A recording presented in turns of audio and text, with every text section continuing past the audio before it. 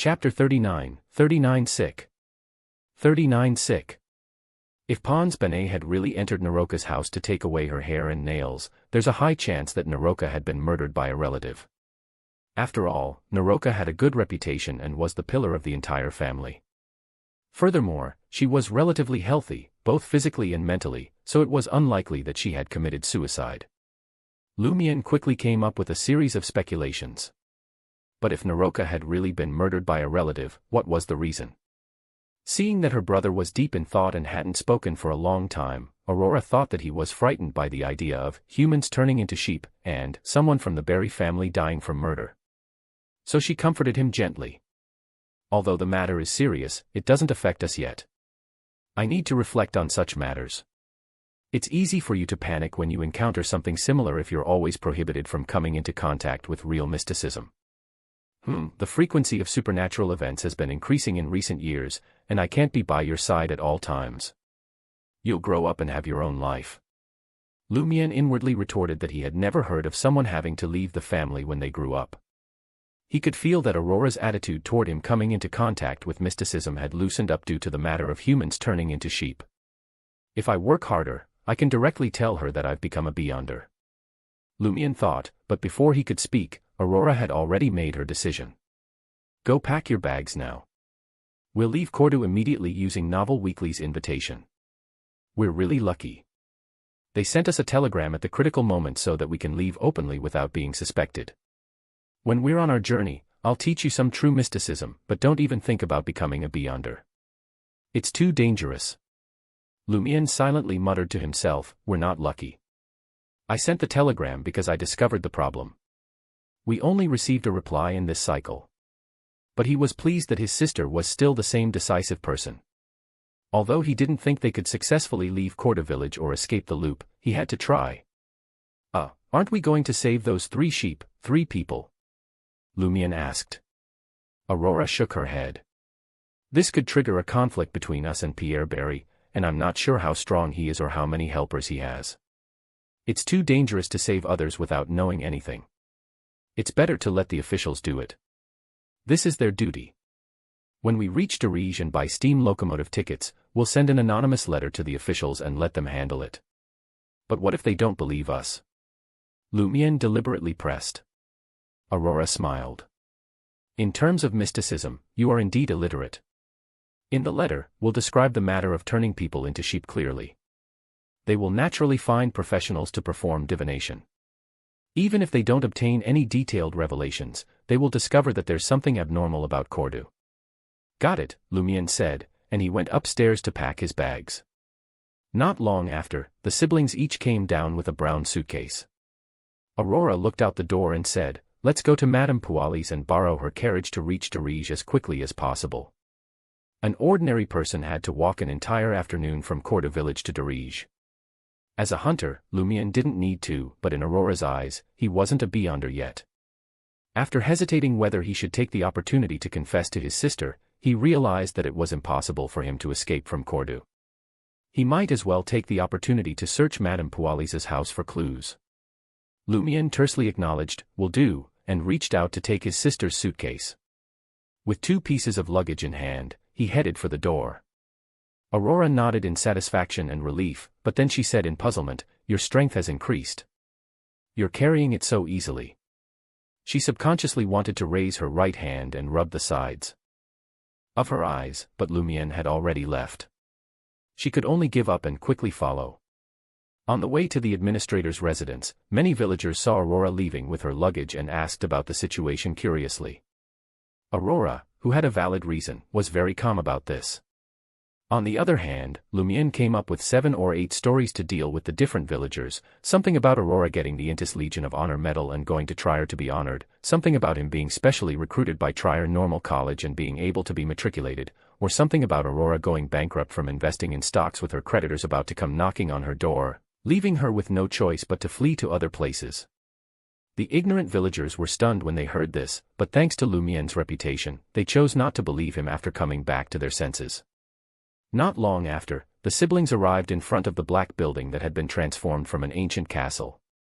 Looking up at the 2 tall towers, Lumian smiled and said, I wonder what's inside. Aurora, have you ever been inside? Why would I wander around someone else's house? Aurora rolled her eyes at her brother. Lumion muttered softly, I thought Madame Pualis would invite you to tour the castle. Don't people like to show their guests their big houses and precious collections? What's there to see? Aurora's voice became softer and softer as she thought about how this would be of great help to her description of a castle in her works. Sigh, let's talk about it in the future. I wonder if we can still return to Cordu. She then led Lumion through the colorful garden towards the castle door. After taking a few steps, Aurora slowed down and looked around. She remarked in puzzlement, the flowers in this garden bloomed very early. Cordu village was in the mountains, and there was a Highlander pasture nearby. Normally, the first wave of spring flowers would only appear in mid to late April. Perhaps Madame Pualis's gardener has a special method, Lumion said. He recalled that Madame Pualis was a beyonder of an abnormal pathway and suspected that this was related to some supernatural phenomenon, but he couldn't say it out loud. Aurora was just making an offhand remark, so she didn't think too deeply about it. They arrived at the castle and received a warm welcome from Madame Pualis. The lady was wearing a blue corset dress today, and there was still a diamond necklace inlaid with gold hanging over her chest. Her long brown hair was half tied up, the rest cascading down, making her look even younger than usual. She sat on an armchair in the small living room and quietly listened to Aurora's request. She smiled and said, You don't have to be so polite. We're friends. Hey. Lumion mocked in his heart. Who would introduce crappy marriage partners to a friend? But he quickly saw Madame Pualis looking at him with a smile in her bright brown eyes. He suddenly recalled their previous conversation and felt uncomfortable. All right, Aurora said helplessly. Every time she borrowed a carriage, she would offer to pay for it, but Madame Pualis would always refuse. So she would usually bring some gifts for the lady on the way back, which were neither expensive nor cheap, and also give the carriage driver a tip. While waiting for the carriage driver to prepare, Madame Pualis invited the siblings to taste some desserts made by her own chef. Lumion tasted a muffin and looked around. Where's Mr. Lund? Louis Lund was Administrator Beast's butler. He had followed him from Darige to Corda village. Lumion had evidence that he had an affair with a woman in the village and had sold some of the castle's items secretly. This was how he got the news that Madame Pualis was the mistress of the Padre. Chancing upon the Padre and Madame Pualis having an affair in the cathedral. That was a lie for the foreigners.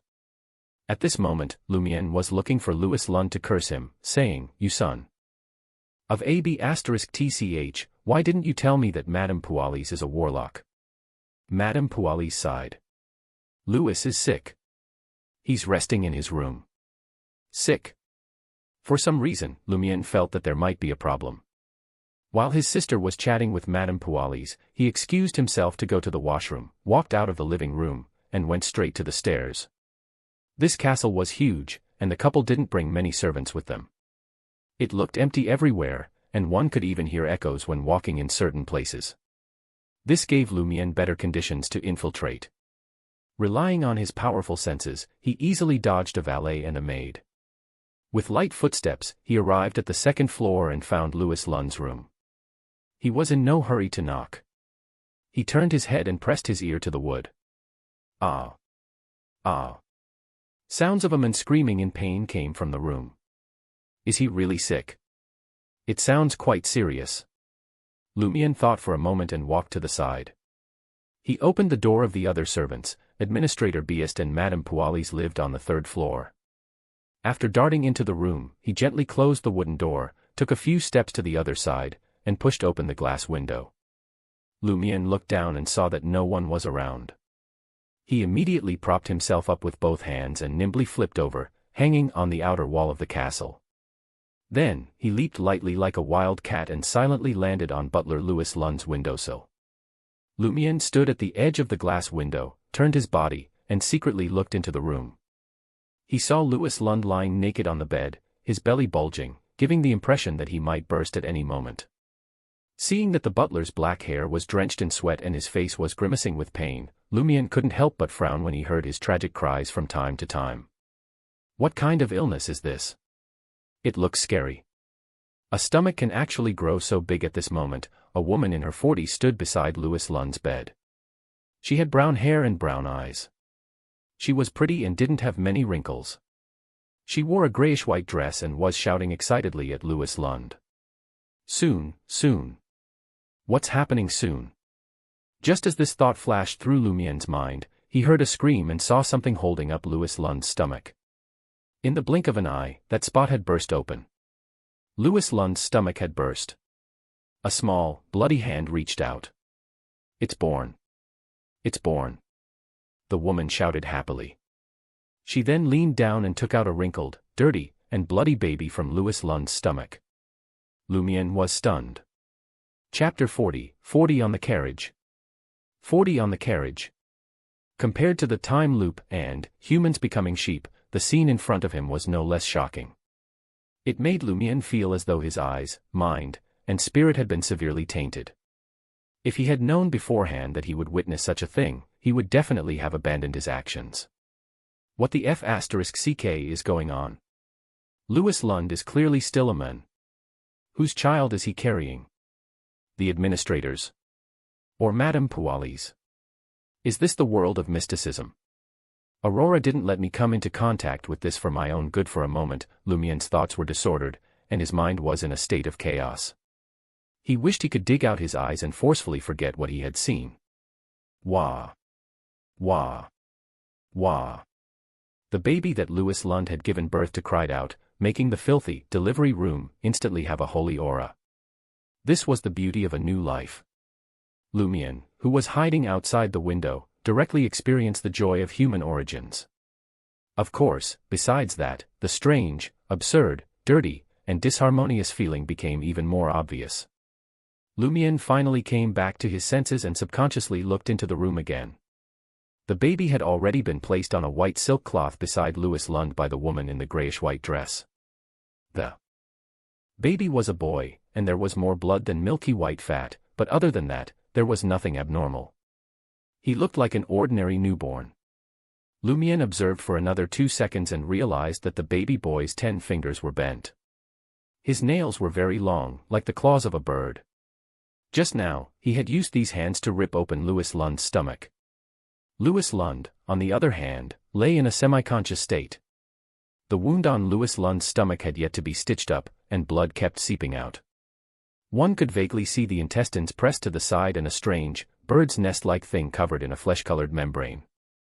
As the woman wrapped the baby in silk, she picked up a sewing needle and catgut, and began chanting as she sewed the groaning Louis Lund's wound. This was quite easy for you. The last time I gave birth to quadruplets, that was considered painful. Lumien's facial muscles twitched slightly. He felt that after his eyes, brain, mind, and spirit were affected, his ears were also tainted. He retracted his gaze. He had to get out of there, fast. He leaped back to the window he had come from and flipped into the room. After closing the window, he rushed out the door and headed straight for the stairs. After dodging a male servant, Lumien tiptoed and quickly returned to the hall. Where did you go? Suddenly, a slightly magnetic and gentle voice sounded in his ears. Even with Lumien's hunter senses, he didn't sense that someone was standing beside the staircase entrance. He turned around to see Madame Puali's in a blue corset, her hair half-tied, and her bright brown eyes reflecting his figure. The madame no longer had a smile on her face. Her eyes reflected Lumien's figure with a piercing intensity. Lumien's mind tensed up. He was terrified, but prepared to fight if necessary. Aurora appeared from a side room and asked, "Where did you go?" "The carriage has been waiting at the entrance." Having been in a similar situation, the experienced Lumien said half-truthfully, "Didn't Madame Puali say that Mr. Lund is sick?" "I had drinks with Mr. Lund and wanted to visit him, but this castle is too big. I couldn't find his room." Aurora nodded and said, "You could have asked Madame Puali's directly. You don't have to hide it from us. It's not a bad thing." "My bad. I'm sorry." Lumien looked at Madame Puali sincerely. After seeing the scene upstairs, Lumien was more afraid of this lady than disgusted. He was relieved when she finally smiled, no longer as serious as before. "Let me thank you on behalf of Lund for your kindness, but he isn't in the best of health. He isn't willing to appear in front of others in that unseemly manner." "It's indeed unseemly." Lumien silently echoed her thoughts. shall we board the carriage? Thank you so much, Aurora said to Madame Pualis. Lumion watched Madame Pualis closely, afraid she would find a way to make them stay longer. If she did, it could mean that she sensed something had happened with Louis Lund. Although Lumion felt that their combined forces could fight against Madame Pualis after he rendezvoused with his sister, this was her castle after all, surrounded by her servants. It was the worst hunting environment for a hunter. Madame Pualis nodded and smiled at Aurora. I look forward to the gifts you bring back from Trier. I always yearn for what's trending there. I hope I can give you a surprise, Aurora replied, though she wasn't sure she'd ever be able to return to Corda village. She just needed to keep up appearances. Madame Pualis walked the siblings to the door with her lady's maid, Kathy, and watched them get into the four-seater carriage. The burly, brown-bearded carriage driver wore dark red clothes, yellow pants, and a waxed hat. He looked almost like a professional coachman in the city, except that he didn't wear a tie. This was a mandatory request from Administrator Beast. Aurora apologized to the driver. Sorry to trouble you, she said politely before closing the door. The driver's name was Sewell, and he had the most common blue eyes in the Intis Republic. He was delighted by Aurora's politeness and looked forward to the tip he'd receive when they arrived in Dirige. Madam, Monsieur, sit tight. He raised his whip, and the horses started to speed up. As the carriage passed through Corda village, it suddenly stopped. Lumion's heart skipped a beat, knowing that their journey wouldn't be smooth and easy. What's wrong? He asked the driver, Sewell. Sewell explained, Madam promised to send Naroka to Junak village yesterday. I'm worried I won't be able to return in time after going to Dirige, so I thought of picking her up on the way. Don't worry, it won't cause any delays. Junak village was closer to Dirige than Corda village. Going there first really didn't affect the estimated time of arrival for Aurora and Lumion. Aurora had no right to object since this wasn't her carriage, so she didn't. Lumion was more concerned about Naroka's safety.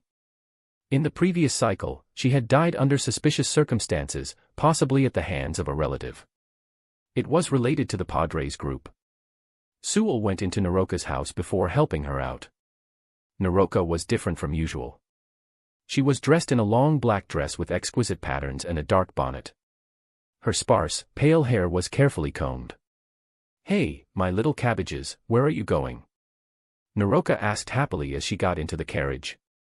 Her pockmarked and wrinkled face was filled with unconcealable joy, and her previously slightly turbid eyes were much more energetic. Aurora told her the truth. I'm going to Trier to attend an author salon, and also bring Lumion to check out the universities there. Aurora asked Naroka, did you receive some invitation? While it was normal for Naroka to wear black clothes as a widow, she only wore this dress during festivals, banquets, and the anniversary of her late husband's death. Naroka looked expectant. Yeah, to meet some people. Lumion quietly observed Naroka, trying to see if he could detect anything from her. The carriage started moving again, leaving Corda village behind. Aurora chatted with Naroka intermittently, keeping an eye on the outside of the carriage. Aurora worried that their sudden departure might arouse suspicion. As they continued on, Lumion sensed a change in Naroka's demeanor. She looked much paler than before, and her eyes lacked their usual liveliness. She only spoke when spoken to. This was very similar to the Naroka Lumion had seen in the middle of the night during the previous cycle. Lumion discreetly tugged on Aurora's hand to get her attention. Aurora turned to him, silently asking what was wrong. Lumion discreetly pointed at Naroka and drew a cross on her palm, a symbol Aurora often used to indicate an error in her scripts. He used it to refer to Naroka's concerning state. Aurora was momentarily stunned but quickly understood what Lumion meant. She turned her attention to Naroka, sensing that something was wrong.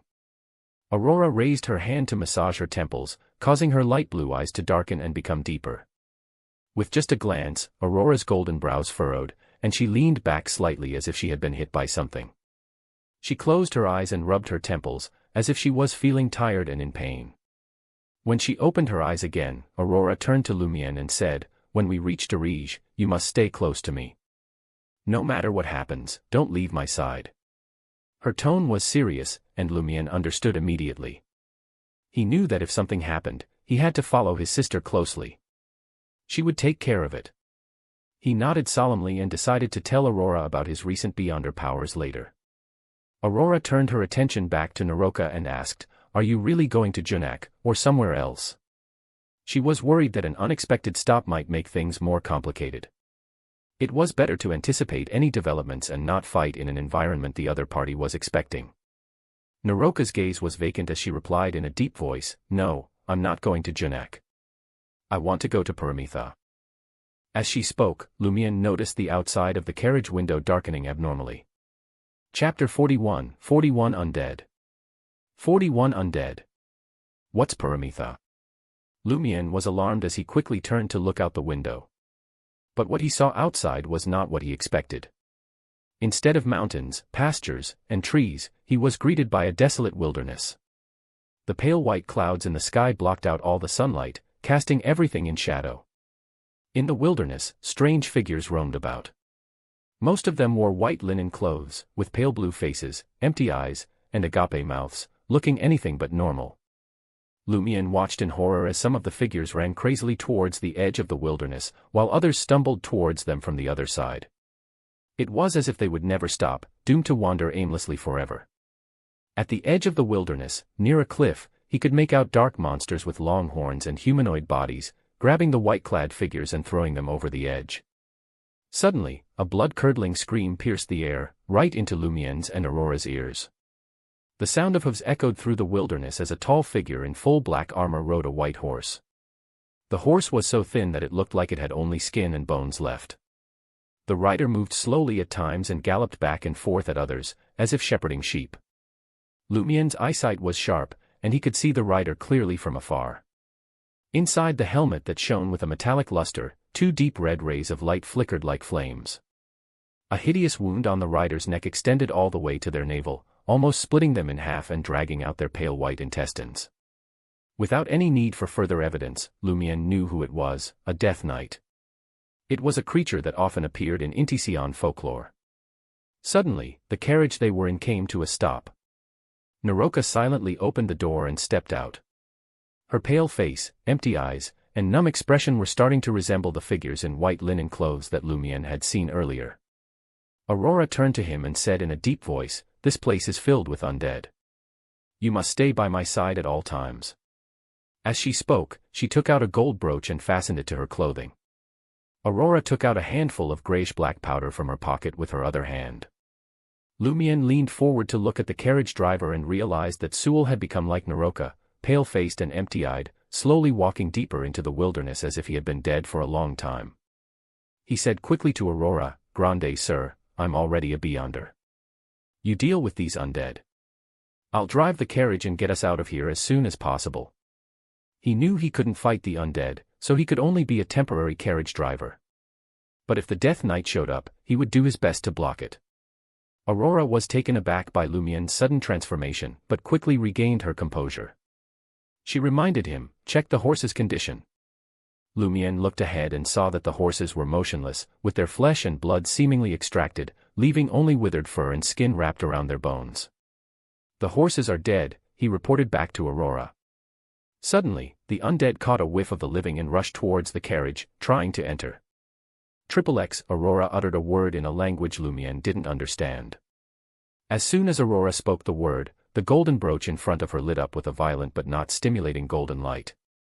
The grayish-black powder in her left hand burned, emitting a flow of light that resembled water, spreading in all directions. The undead screamed as soon as they came into contact with the light, and cyan smoke rose from their bodies. They wanted to retreat, but more undead surged forward, squeezing around the carriage, evaporating and disappearing. Lumion watched enviously and solemnly, wishing he could do something to help. He yearned to advance in sequence and gain more abilities.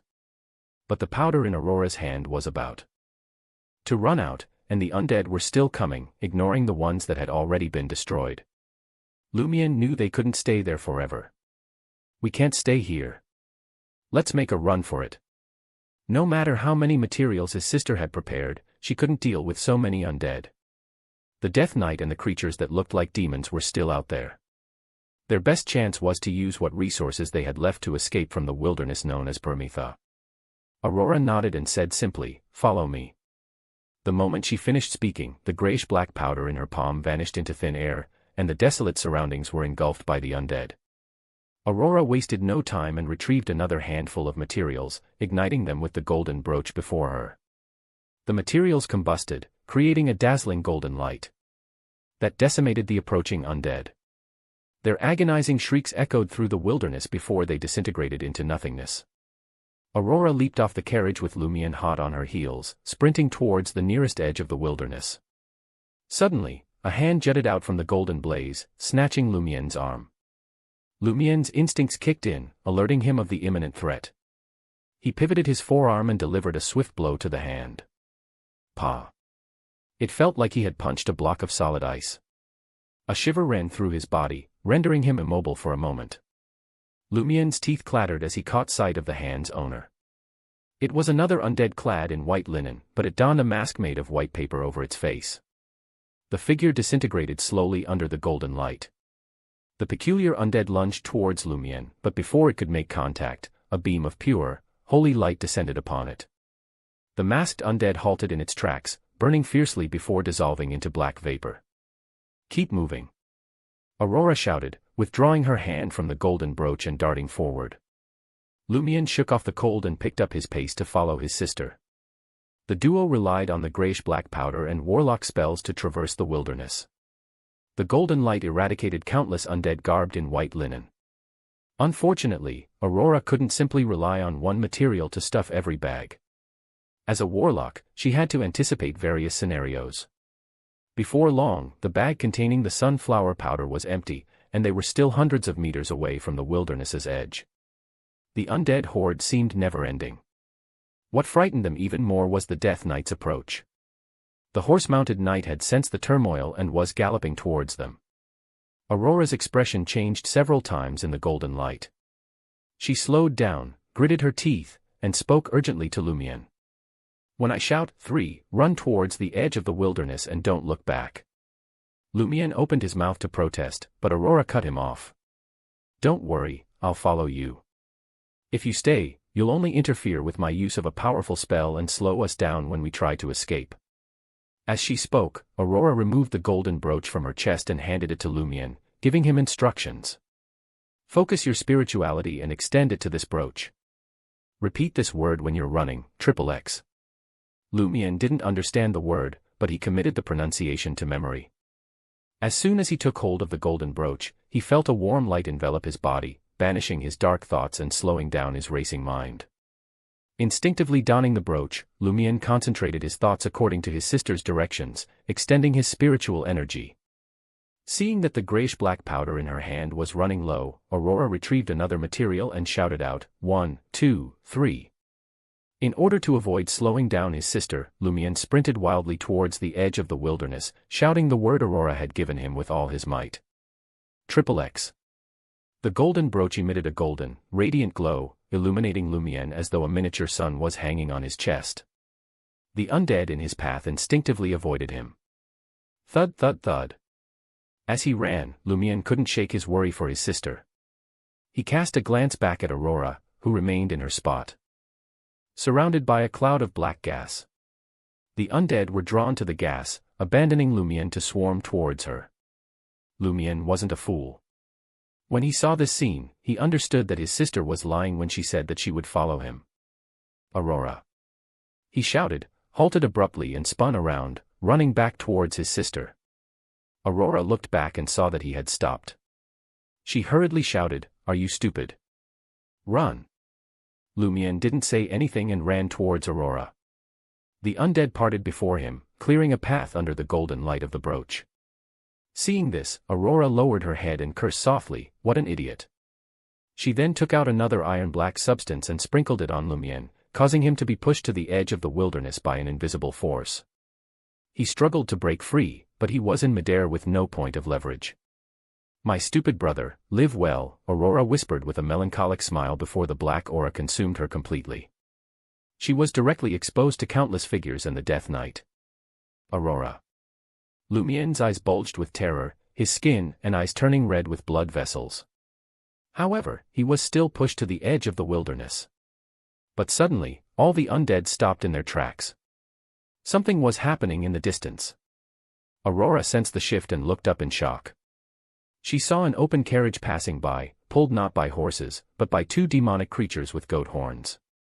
The carriage was a deep red color, resembling a conch or a cradle, and a woman resembling Madame Pualis wearing a flower crown and green dress sat inside. But unlike Madame Pualis, she was very dignified. The Death Knight abandoned his target and turned his horse towards the carriage. All the undead followed suit, clustering around the carriage as it headed towards the hazy mountain range beyond the wilderness. Chapter 42, 42 Madam Knight. 42 Madam Knight. Lumion was stunned by the carriage pulled by the demon and the undead's reactions. He forgot to struggle and got pushed by the invisible palm for over 10 seconds before coming to a stop. Although the carriage was getting farther away, he could still see the woman's face clearly with his eagle-like vision. Her long brown hair was tied up high, and her brown eyes were beautiful and bright. She had light eyebrows and wore a fresh green dress and a laurel crown made of flowers. She had an elegant and dignified aura. Madame Pualis. Lumion's first thought was that the woman on the carriage was Madame Pualis, the administrator's wife and the padre's mistress. However, on closer inspection, he noticed an obvious difference between the two. Not only was there a vast disparity in their aura, but there was also a distinct difference in their looks. The lady in the car had softer and more mature facial features. If Lumion had to make a comparison, he would describe the lady in the car as Madame Pualis's older sister by 7 or 8 years. At the moment, the lady sat in an open carriage pulled by the demon. Surrounded by countless undead and the Death Knight, she traveled towards the distant forest as if she was on some kind of magical patrol. Aurora retracted her gaze and ran towards Lumion. As she ran, she shouted, "Take this opportunity to escape from here." Lumion snapped out of his daze and waited for his sister to catch up before taking large strides and fleeing to the edge of the nearest wilderness. Before long, they felt as though they had passed through an illusory curtain or a thick layer of water. The scene before them changed. The wilderness dissipated like bubbles. The clear river, new grass on both sides, and green trees all entered their view at once. To Lumion and Aurora, this scene was so familiar that they didn't need to identify it to make a judgment. They were still near Corda village. This was where Ava Lizier used to tend to her geese. "We're back," Lumion wasn't surprised or disappointed. Instead, he looked around, having confirmed his suspicion. Aurora panted and said, "Whether Madame Pualis made a mistake on purpose or not, we can't go back to the village now. Let's head to Dirige," Lumion suggested immediately. "Then let's go to the nearest pasture. There's a dangerous path down the hill. With our abilities, we'll be fine," Lumion added. "Okay." Aurora turned around and started running. Having borrowed the pony from Madame Pualis from time to time, she was familiar with the highland pastures around Cordu.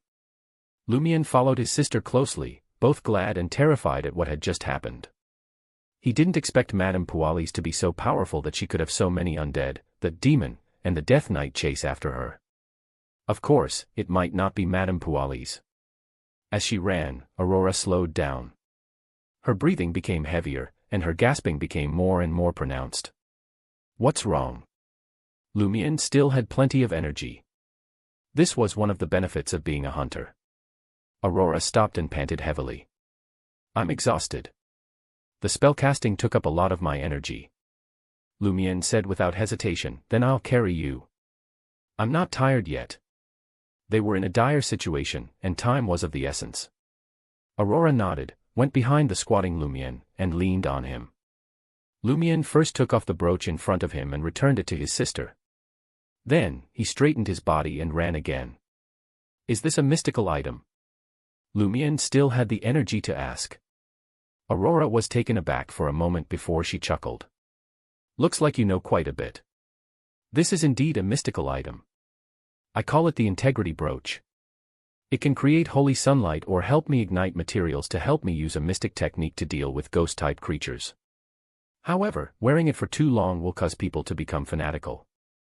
And as long as you wear it, you will lose some thoughts. As you know, immoral methods in battle might be more useful, but you get limited by it." Aurora paused and asked in a deep voice, "Where did you get the Beyonder characteristic?" As Lumion ran, he replied intermittently, "Didn't that wand card allow me to stay awake in the dream?" What wand card? Aurora was confused. Oh, this is something from the previous cycle. Lumiere reorganized his words. I was at OL Tavern and met a mysterious lady. She gave me a wand card. With that card, I stayed lucid in my dream and entered a strange space. There, I encountered some monsters and obtained a Hunter Beyonder characteristic. Hunter, Aurora was familiar with this sequence commonly seen in Intis. As she muttered to herself, she suddenly chuckled, seeming to have thought of something. What are you laughing at? Lumiere was baffled. Aurora asked again, then who gave you the formula? That mysterious lady. Yeah. Lumiere nodded as he ran. Aurora sighed and said, my stupid brother has his own secrets now. I can't confirm if what you said is true or not. I'll just take it at face value. Lumiere couldn't bear to see his sister disappointed, so he quickly changed the topic. Was that Madame Puali's on the carriage? They look alike, but they're not the same, Aurora said, contradicting herself. After a few seconds of deliberation, she said, since you're already a Beyonder, I'll tell you directly. My companions, my pen pals, once mentioned something. They said that in the past few years, there have been many strange phenomena similar to what happened just now in the southern parts of Lone, the southern parts of Intis, and the Phaenopotter Kingdom. Women ride carriages pulled by demons, patrol the wilderness and have hordes of undead following them. Some Beyonders who have grasped the corresponding mystic arts will let their spirits leave their bodies and follow the carriage for a period of time to experience something wonderful and obtain mystic knowledge. One of my companions obtained one of the Beyonders' notebooks. It mentioned that the lady's name is Madam Knight. The owner of the notebook obtained a secret medicine production method from his experience following a carriage, which can create an invisibility potion from a baby's corpse. According to the investigation, the women in different places exhibit similar phenomena, but things happen at night. Lumiere said in surprise, but it's daytime now. Could the anomaly in Corda village have brought about a change? That's why I'm not sure, Aurora said after thinking for a moment. Perhaps sending Naroka to Paramitha made a difference. Perhaps that wilderness is Paramitha, where Madam Knights patrol in the day and appear in the human world at night. Yes, combined with the fact that the lady resembles Puali's, I'm inclined to the previous guess. Lumiere didn't know much about mysticism, but he instinctively felt that his sister's suspicion was right. He ran in silence for a distance before finally asking, why did you sacrifice yourself to save me? I wish you were more selfish. I'm very selfish, Aurora said with a smile. I considered abandoning you and escaping on my own. Then, I would avenge you when I became stronger. However, after careful consideration, I realized that even if I gave you the integrity brooch and taught you how to use it, you wouldn't be able to help me attract most of the undead to give me a chance to escape. Only a warlock like me could do it. It was a choice between us dying together or at least you being able to live. I don't have to tell you the choice I made, right?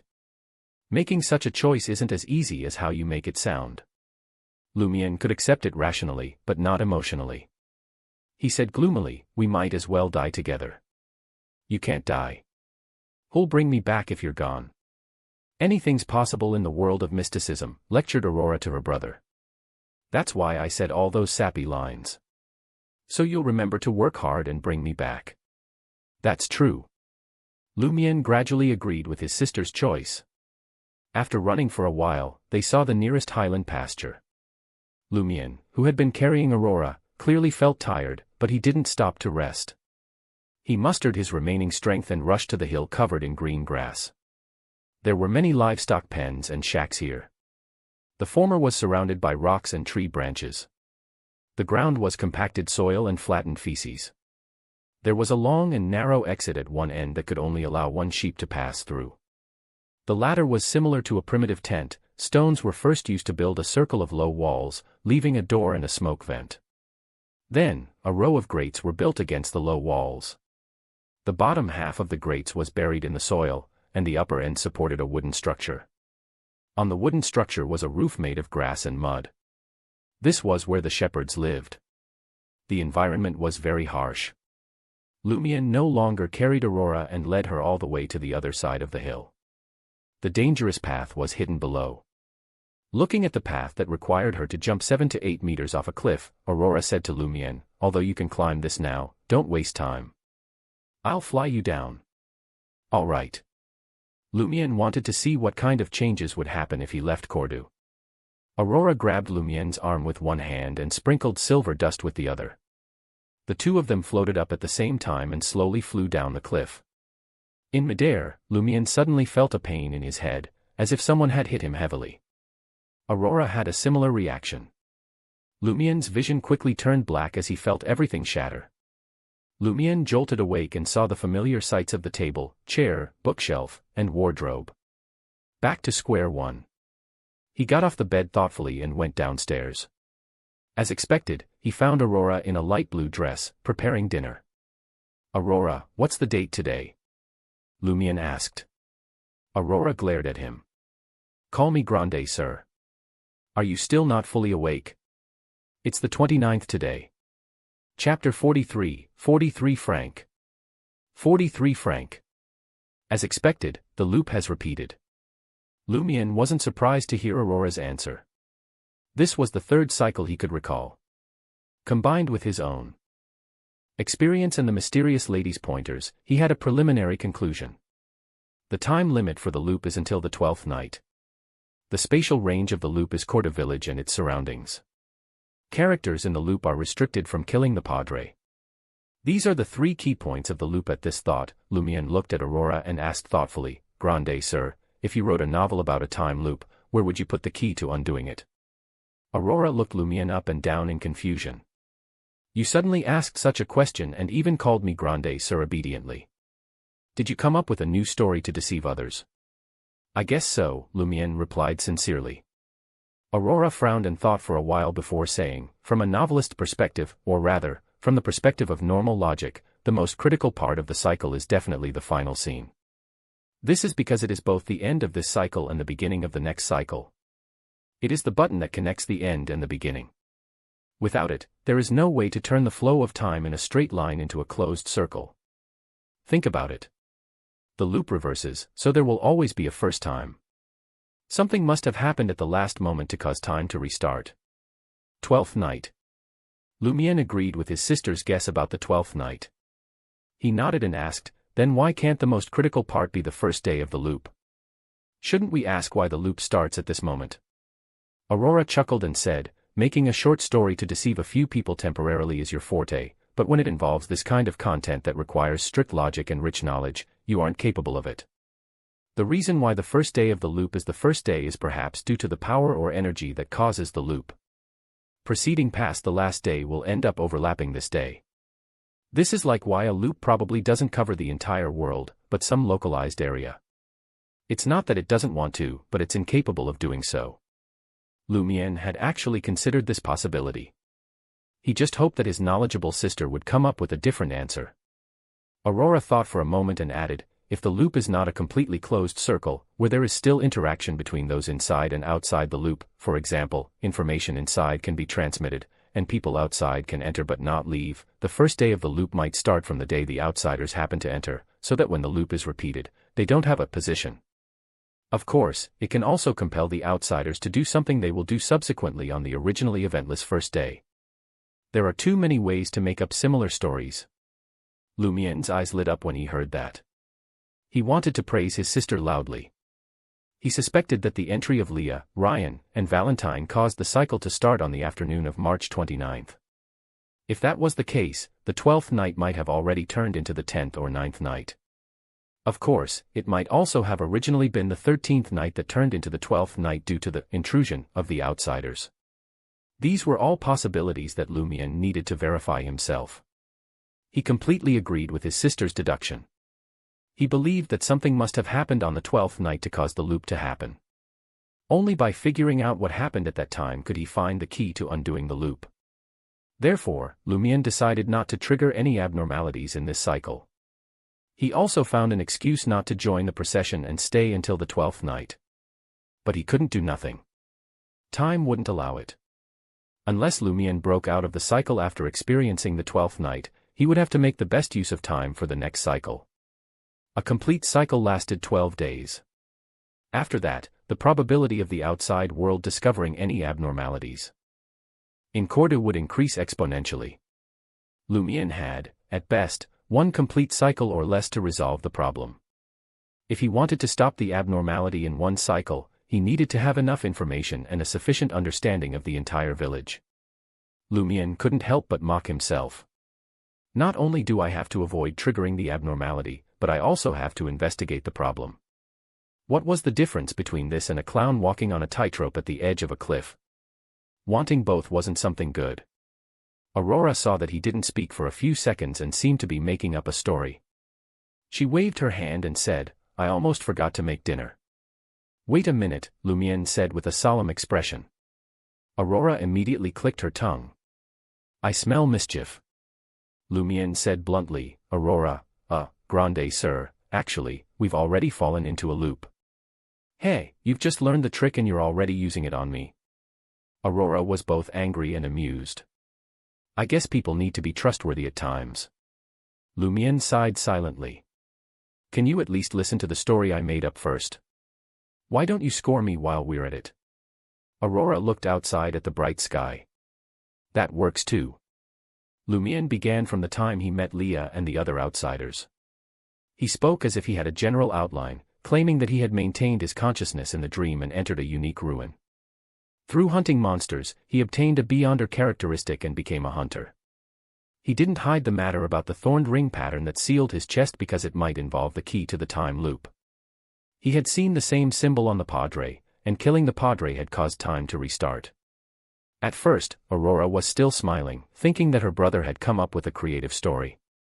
But as she listened, her expression turned serious. There was a lot of knowledge that Lumian shouldn't have known.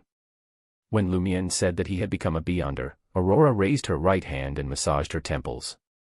Her light blue eyes instantly became deep, but there was no figure reflected in them. She looked at Lumian for a while and nodded slightly. "Your ether body has undergone a huge change. Your life force and physical state are much stronger than ordinary people. Your astral projection has changed to a certain extent, but not much. As expected of a hunter who's better at hand-to-hand combat than spellcasting. I can't see the symbol and the related changes, and I don't dare to look deeper." Aurora pouted and asked in confusion, "Don't tell me you deliberately made up such a ridiculous story to make me accept you're becoming a Beyonder." This was a typical Lumian modus operandi. Lumian didn't explain and directly talked about the mysticism knowledge that the lady had imparted to him. Of course, he only briefly mentioned the name and did not elaborate.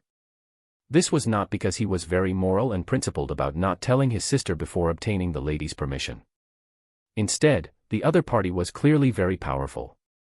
If he leaked precious knowledge and angered her, the time loop might be resolved, but they would die. Indestructible law of convergence, acting method, Aurora was dumbfounded. Aurora was stunned that her illiterate brother in the field of mysticism had grasped such incomparably precious knowledge. It had been more than 5 years since she became a Beyonder. At first, she had relied on Emperor Rosel's diary to join that organization. Her pathway was a symbol of knowledge in the field of mysticism. From time to time, she would be pursued by knowledge, allowing her to master the acting method, the law of Beyonder characteristics indestructibility, and the law of Beyonder characteristics conservation, the 3 cornerstones of the Beyonder world. Therefore, she thought of herself as a Beyonder with insufficient experience but sufficient knowledge, miles ahead of most of her peers. Now, her brother, who had never come into contact with mysticism, could actually mention such terms. Furthermore, he knew about a law of convergence of Beyonder characteristics that she didn't know about. This eliminated the possibility that Lumian had peeked at her witchcraft notebook. As a Beyonder of the mystery prior pathway, Aurora suppressed her desire to know the specifics of the law of convergence as she looked at her brother. She asked in puzzlement, surprise, and worry, "What did you pay for that lady to teach you this knowledge?" The potion formula was even free of charge. She sized up Lumian again, from top to bottom, then from bottom to top, trying to find out what was missing from him. "Nothing," Lumian laughed self-deprecatingly. "That's why it's terrifying. I don't even know what price I'll have to pay in the future. Yes, I suspect that it has something to do with the symbol on my chest and the dream ruin. That lady probably wants me to unravel the corresponding secret." Aurora tersely acknowledged, "Continue." She waited for the rest of the story with a serious attitude. Lumian talked about the owl, the anomaly during Lent, and the siblings' experiences during the second cycle. He also talked about how the cycle would restart the moment they attempted to leave Cordu. Aurora listened carefully and muttered to herself in disbelief, either I've been hypnotized by you and told you everything, or time has really entered a loop. She began to believe Lumiere because she had named her integrity brooch herself, and there was no record anywhere. Unless she told her brother herself, it was impossible for Lumiere to know, and she had no impression of it. Lumiere struck while the iron was hot. I can also prophesy that the 3 foreigners will appear at the OL tavern at night. I can also prophesy that the Padre is having an affair with Madame Pualis tonight. I can also prophesy that the shepherd, Pierre Barry, has returned to the village. There's something wrong with the 3 sheep he brought with him. The more Aurora listened, the more serious she became. After a while, she said, the 3 foreigners entered the village in the afternoon while we were practicing combat. After that, we rested and didn't go out at all. Yes, in the combat class in the afternoon, you were still an ordinary person. She accepted Lumiere's time loop theory. If it were anyone else, Lumiere would have laughed and said, you believed it. Ha! You believed such a ridiculous story. But in front of Aurora, he was very restrained. He then suggested, I'll go around the village now and see if I can gather more information. Aurora nodded. I'll also use my eyes to look around, but there are huge restrictions and it's very dangerous. I'm not sure I'll gain anything. Lumiere waved his hand, indicating that he understood, and walked out the door. As Lumiere took a few steps, he looked back at Aurora's figure standing in the kitchen. He immediately thought of the scene of Aurora pushing him to safety among the countless undead and felt an inexplicable pain of separation. He subconsciously asked, Grande sir, why did you adopt me in the first place? Aurora grumpily replied, I didn't want to either. I was just kind enough to give you some food, but you kept following me. I couldn't shake you off, and you even obediently helped me do all kinds of things. My heart softened for a moment, Anne, who knew that you would grow into this? Do you know how hard it was for a young girl to raise a child like you? Lumiere wanted to thank and praise her, but the words were stuck in his mouth, as if they wanted to rush to his eyes and nose. He turned his head and walked back into the village. Chapter 44, 44 Eavesdropping. 44 Eavesdropping. Lumiere had to investigate, but he couldn't activate any abnormalities, causing the cycle to restart ahead of time. He had to consider starting from the peripheral problems and edge in one step at a time. His initial idea was to find the Padre's mistresses this afternoon and use eavesdropping and other methods to see if they knew anything. If he didn't gain anything or lacked the opportunity for the time being, he would go to the cathedral to see if he could meet the Padre and chat with him about daily life in the village. Lumiere's first target was Sybil Barry, the mistress of the Padre Guillaume Bennett and the sister of the shepherd, Pierre Barry. She had a close relationship with the 2 abnormal figures, so perhaps she knew something. Lumiere's friend Guillaume Jr., Guillaume Barry, was a distant cousin of Pierre Barry. Even his hair color was different, and they didn't live together. Sybil Barry was 24 years old and married to Jean Maury, a middle-aged man in his late 40s. He had been single for more than 30 years. The reason why he could marry Sybil Barry was because he did not have any requirements for dowry.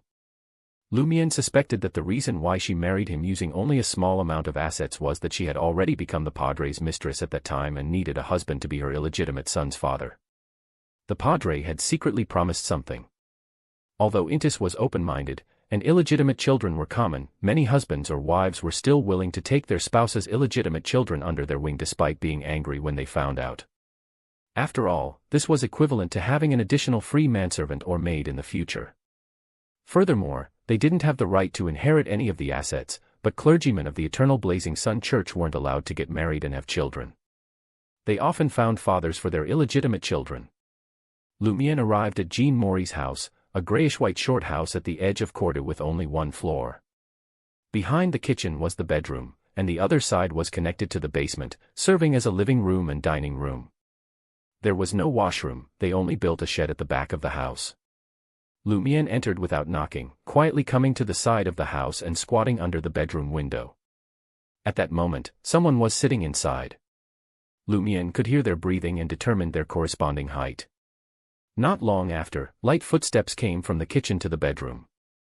There was no need to calculate. As a hunter, Lumiere naturally had the approximate weight of the owner of the footsteps in his mind. It was likely a woman, probably Sybil Berry. Lumien's impression of Sybil Berry was a woman with soft and smooth black hair who didn't like to tie it up like other women. She left it flowing down or tied it into a ponytail, giving off the feeling that she was still a young unmarried girl. Her facial features were not outstanding, but they were soft and round, very fleshy. At this moment, Jean Maury, who had been sitting silently in the bedroom, spoke gloomily. The padre came this afternoon. His voice was just like him, rather stuffy. He was the kind of person who usually chatted under the elm tree in the village square, replying one in every 4 or 5 sentences. In addition, he was often too lazy to comb his black hair. His brown eyes were lifeless, and his beard was not shaved clean. He looked gloomy. He was here. Sybil Berry's voice was still a little girlish. She was born like this. Jean Maury fell silent for a moment before asking, "Did you do it?" "We did," Sybil answered frankly. Jean Maury fell silent again. When Sybil walked to the kitchen, he said, "I don't have much to say about the padre, but you watch out for other men, especially Pato Russell." Pato Russell was Madonna Benet's husband. His wife was also the padre's mistress. Lumien, who was outside the window, was secretly speechless. This relationship was really messed up. He gained a higher opinion of the padre. He had come to Sybil Berry in the afternoon, and he was having a date with Madame Pualis at night. He could be said to be a model worker in the field of cheating. If he could allocate more energy in this area to the church's matters and combine it with his scheming and machinations, he could have long advanced in clerical rank and become a B-under. The clerical rank was the rank of a clergyman of the Church of the Eternal Blazing Sunday. Starting from the first rank, it was ostiary, reader, chanter, acolyte, subdeacon, deacon, also known as a priest or padre, bishop, archbishop, and cardinal. The pope was not in the ranks of the clergy. Among them, the 6th rank and above made them senior clergymen. In Aurora's words, it was possible that they possessed superpowers. As for the lowest 3 ranks, they mainly handled cathedral chores and ritual support. In the past few centuries, they were only glorified titles and were not treated as true clergymen. The 4th rank acolytes were usually students who had just graduated from the seminary. The 5th rank subdeacon could represent a true priest to preside over a cathedral in a rural area. The situation in Cordoba was the same. A 5th rank subdeacon was the padre, a 4th rank acolyte was the deputy padre, and they were staffed with a few servants. Guillaume Benet only needed to advance one more rank to become a true priest. "I understand," Sybil Berry simply responded to her husband's exhortations. Jean Maury changed the topic. "Is your brother Pierre back from hurting?" "Yes, there's an important ritual that requires his help," Sybil casually explained. "A ritual?" Lumien's eyelids twitched when he heard that. Jean Maury asked, "The Lent festival?" "No, it's a ritual of God," Sybil impatiently replied. "Don't ask too much. You'll know when the time comes." Jean Maury tersely acknowledged and said, "Praise the sun." Sybil didn't respond and left the bedroom to walk into the kitchen. Lumien instantly made a judgment. Sybil had a certain understanding of the secret dealings between the padre and shepherd Pierre Berry, but her husband, Jean Maury, was completely unaware. The ritual she was talking about wasn't the sacrificial ceremony at the feast. It was likely related to Twelfth Night. Having gained something, Lumien left Maury's house and rushed to the 2-story building where Pato Russell and Madonna Benet lived. Unlike Sybil, Madonna Benet was married off with her share of the inheritance. Pato Russell also received his share from his original home, so they could build a decent house and entrust more than 20 sheep to the shepherds for grazing. Lumien didn't know when Madonna became the padre's mistress. He only knew that in the past year, before he hooked up with Madame Pualis, the padre often visited Madonna. Perhaps the taboo from his identity sparked some kind of flame. At this moment, Pato Russell, who had a gentleman's beard, was pacing in the kitchen. He asked Madonna, who was busy commanding the lady's maid, "When will you invite the padre over as a guest again?" He had a fervent expression, hoping to cling to the person with real power in Cordoba. Madonna glanced at Pato's father's illegitimate daughter, who was also the servant cooking, and said in a subtle tone, "I don't know. It depends on his mood. And his physical condition, I suppose." Lumien, who was eavesdropping outside, silently muttered, "Don't you often go to the cathedral to pray recently? You can ask him while you're at it, Padre Russell refused to give up. Often go to the cathedral. Lumiere frowned. The Padres group is planning something in secret in the cathedral. He really doesn't give a damn about the eternal blazing sun and Saint Sith. After listening for a while, Lumiere walked from Russell's house to the cathedral at the edge of the village square, hoping to have a face-to-face chat with the Padre. However, when he arrived at the cathedral, Guillaume Benet was no longer there. Only the deputy Padre, Michel Garriga, stood in front of the altar. This foreigner from Darige had graduated from Bigorre Theological Seminary. Last year, he was sent to Cordoue on the bishop's orders to be Guillaume Benet's deputy. He was usually ostracized and was only in charge of the registration of funerals, marriages, and newborns. During the last cycle, Lumiere had arrived at the cathedral and happened to encounter the Padre leaving. The latter had asked him to pray the next day, not giving Michel a chance to listen to the prayers and confessions of the believers. Michel was taller than Lumiere. Lumiere felt that he had grown 2 to 3 centimeters taller after consuming the hunter potion. He was almost 1.8 meters tall. He was a young lad with curly brown hair. Looking at Michel Garriga, who was wearing a white robe with golden threads, Lumiere spread his arms. Praise the sun. After bowing, he stared at Michel, wanting to see how this deputy Padre would react to the Church of the Eternal Blazing Sun's etiquette. If there was a certain amount of hesitation, Lumiere would be able to determine that he had been implicated by the Padres group. But Michel Garriga immediately returned with the same posture. Praise the sun. He did not hesitate at all. His brown eyes were filled with joy and anticipation. From Madonna Benet's words, the Padres group often discussed matters here. As a deputy Padre, Michel should have noticed something, right? Lumiere didn't ask directly. He looked around and asked, the Padre isn't here. He's been gone for a while, Michel replied. 3 foreigners came here about 15 minutes ago, to no avail. The deputy Padre's eyes were passionate, as if he was asking if Lumiere would make a confession while here. Considering that the Padre might have taken a detour and hid back in the cathedral, waiting for Madame Pualis to bring dinner over and was eavesdropping on his conversation with Michel, Lumiere deliberately sighed. Then forget it. I'll pray again tomorrow. Michel's eyes lost their luster. Lumiere turned around and left the cathedral. He planned on sneaking to Michel's residence when the night deepened to see if he could get any useful information. Seeing that the sun was about to set, he returned home and asked Aurora, "Did you find anything?" Aurora nodded slightly. "In addition to the abnormalities you mentioned, I also discovered that there's something wrong with the deputy Padre, Michel Garriga." Huh. Lumiere didn't hide his surprise. Chapter 45, Makeup Lesson. Chapter 45, Makeup Lesson. Translator, Citalin. Lumiere had just confirmed that Michel Garriga should not have been implicated by Guillaume Benet and the others. He planned to visit the deputy Padre late at night, but when he returned home, he heard his sister say that there was something amiss about him. Aurora glanced at Lumiere and smiled. My clueless brother was standing right in front of him when I realized that something was off about him. Seems like you didn't notice. She appeared quite delighted, to the point that she had to raise her right hand to cover her mouth. After all, her younger brother, who was clearly ignorant of mysticism, had suddenly become a beyonder.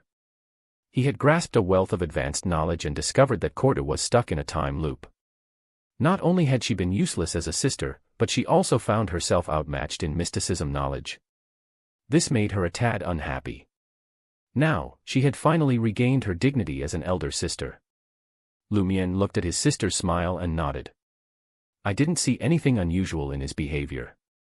Aurora tersely acknowledged, his astral projection, how can I put it? Simply put, it's brighter than a normal person's, and he's not a beyonder. He hasn't been training his body systematically for a long time. Maybe he was born with a good physique. Lumiere guessed before asking in puzzlement, what's an astral projection? Aurora asked in surprise, you don't know?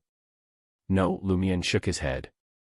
Aurora grinned again and said with a hint of disbelief, that woman taught you divine paths, the law of beyonder characteristics indestructibility, and the acting method, but she didn't tell you basic concepts like astral projection.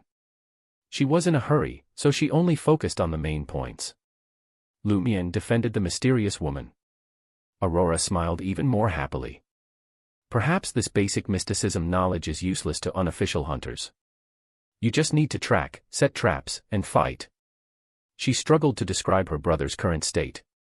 To say he was ignorant of mysticism wasn't entirely accurate since he knew a great deal. The things he had learned were all formidable. To say that his knowledge surpassed most beyonders wasn't right either, he didn't even know what an astral projection was. Aurora sighed and said seriously, I can only complete your mysticism education. Remember, in mysticism, the external parts of the human body are divided into 4 levels. The innermost layer, which is also the core, is the soul body. It's almost equivalent to the concept of a spirit. It's the spirituality of everything, what gets strengthened. You could say it's the essence of building a soul. To a mystery prior, the potion mainly upgrades the soul body. The astral projection is located outside the soul body. It's the latter's manifestation in the real and spirit worlds. Moreover, it's closely related to your will and current emotions. So, do you understand? When I said the Deputy Padre's astral projection was brighter than a normal person's, I meant that his soul body or spirit had an issue. This is reflected in his astral projection. It has nothing to do with his natural physique. Of course, it could be because his spirituality is naturally strong. Through the astral projection, we can still grasp the target's true emotions. For example, red signifies passion and excitement. Orange represents warmth and satisfaction. Yellow indicates happiness and extroversion. Green conveys calmness and peace. Blue suggests coldness and introspection. White denotes brightness and eagerness to improve. Dark colors symbolize worry, sorrow, and silence. Purple implies that spirituality is taking control, coldness, and estrangement. It's very difficult to fake these colors, but they're relatively generic. It's impossible for us to distinguish subtle emotions and delicate feelings. Lumiere listened attentively, as if he wanted to take out a fountain pen and jot everything down. Just listen. Aurora felt a little worn out from talking. She sat down at the dining table. I'll give you my first witchcraft notebook later. It's filled with such basic knowledge. All right, all right. Lumiere sat down and nodded obediently. What's outside the astral projection? Aurora picked up her carved glass cup and took a sip. Beyond that is the body of heart and mind. From this point on, spirit and flesh merge. The body of heart and mind involves the mind. It relates to one's reasoning, thinking, insight, and ability to understand things. Some potions mainly improve this, but there are also many spells targeting it. The outermost layer is the ether body. It's a manifestation of life force and physical state, so I can tell at a glance that your body has improved greatly. Yes, through the thickness, brightness, and color of different parts of the ether body, I can also determine the target's health. As a Sequence 7 mystery prior, I can even determine the target's lifespan from the specific situation of the ether body. As for how to differentiate them, read the notebook later. Lumiere was enlightened. The Hunter potion mainly targets the ether body. You're wrong. It targets the body and life force, and ether body is the straightforward manifestation of both. Lumiere nodded as he revised, gaining a preliminary understanding of such mysticism knowledge. He recalled his sister's words and asked curiously, Aurora, how did you observe the Deputy Padre? Why didn't I sense you nearby? Aurora smiled. Actually, I've been staying at home all this while, using the mystery prior pathway's special trait. What's special? Lumiere asked with the mentality that it didn't matter if his sister didn't answer. Aurora pointed at her eyes. The most unique ability of a mystery prior is called the Eyes of Mystery Prying. Although I need to reach a higher sequence before I can activate the complete Eyes of Mystery Prying, allowing it to not only be of use to me, but it can also be placed on the surface of other objects to help me monitor matters remotely. This doesn't mean that mystery prior's eyes aren't special before this. From Sequence 9 onwards, a mystery prior has seen more than most sequence beyonders of the same pathway. The simplest example is that a hunter can only see an ether body before they undergo a qualitative change in their godhood. Furthermore, it's in a less detailed manner. And now, I can examine the various details of the astral projection. In addition, I can also see things around me that aren't normally visible. Aurora glanced at the kitchen. This made Lumiere inexplicably shocked. There was clearly nothing in that direction, but he felt that there might be something invisible that he could not see. Aurora continued, of course, this might not be a good thing. It's very easy for something to happen when you see something you shouldn't see. Therefore, I've been restraining myself. I don't look at things I shouldn't see, but as my sequence increases, it's not up to you not to look. Lumion thought for a moment and asked in confusion, didn't you say that only higher sequences can project out the eyes of mystery prying? Why can you observe the people in the cathedral from home? Aurora raised her right hand and pointed with her index finger. I've always told you that knowledge equals power, but you didn't believe me. Under normal circumstances, it's true that I can't observe things hundreds of meters away from home, but humans can use tools, and I have 2 assistants. As she spoke, she took out 2 items from a hidden pocket in her blue dress. One was a brass telescope that could shrink and lengthen, and the other was a miniature version of a dark ink bottle. This was more like a child's toy. Look, the telescope can help me see people a few hundred meters away clearly. Once the visual range is closed, I can observe the target's astral projection, ether body, and body of heart and mind state, Aurora introduced with a smile. This is suitable for open spaces without obstacles. Lumion was a little dumbfounded. That works too. They were clearly discussing mysticism. Why did his sister take out a telescope? What about this? He pointed at the pocket ink bottle. Aurora didn't answer. She massaged her temples and opened the bottle cap. Lumion suddenly felt a little cold. A cool breeze seemed to blow in through the window. It's a unique spirit world creature, Aurora introduced. It? Where is it? Lumion looked around. Aurora was rather surprised. You still don't know how to activate spirit vision. But didn't you say you saw a lot of undead in the wilderness? Lumion had read about the term spirit vision in Psychic and knew what it meant. However, he was completely at a loss as to how to activate spirit vision. He looked at his sister and slowly shook his head. I don't know. Then, he guessed, maybe ordinary people can see ghosts and undead directly when entering the so-called Prometha. Aurora thought seriously and asked, so, you don't know Hermes, ancient Hermes, Elvish, Dragonese, or Jotun? What are those? Lumion fully displayed what it meant to be illiterate in the field of mysticism. Aurora couldn't help but facepalm. What exactly did that lady teach you? Law of Beyonder characteristics indestructibility, law of convergence, acting method, paths of the divine, sequence 0, sealed artifacts, Lumion answered honestly. Aurora felt like he was flaunting. I think you want a beating. She sighed for a few seconds before regaining her composure. Then I'll combine it with my contracted creature to teach you how to activate spirit vision, how to carry out ritualistic magic, and how to use language with supernatural powers. This is only a rough explanation. If you really want to completely master it, especially those few languages, it will take at least a year or 2. Of course, this is also a problem with your sequence pathway. Hunters probably don't have their learning abilities improved, nor do they have any enhancements in mysticism. Back then, I relied on diligence and indoctrination to master all of them in less than half a year. Her right hand gently stroked the void in front of her, as if she was stroking a transparent kitten. It's very simple for Beyonders to activate their spirit vision, but it's not completely dark yet. Let's talk about something else first. I call it white paper. It's a very weak spirit world creature. As long as you have an accurate description, you can hold a ritual and summon it in your name. Other than the fact that spirit world creatures are difficult to see, it only has one use. That is to carry a certain supernatural ability of the contractor, but it can't be too complicated or too powerful. Chapter 46, 46 Ritualistic Magic. 46 Ritualistic Magic. Lumion gazed at the invisible spirit world creature and contemplated for a moment. How complicated can it get? How strong can it be? Heh, I thought you'd ask how to summon or perform ritualistic magic, but you just want to know how to use it. Aurora teased.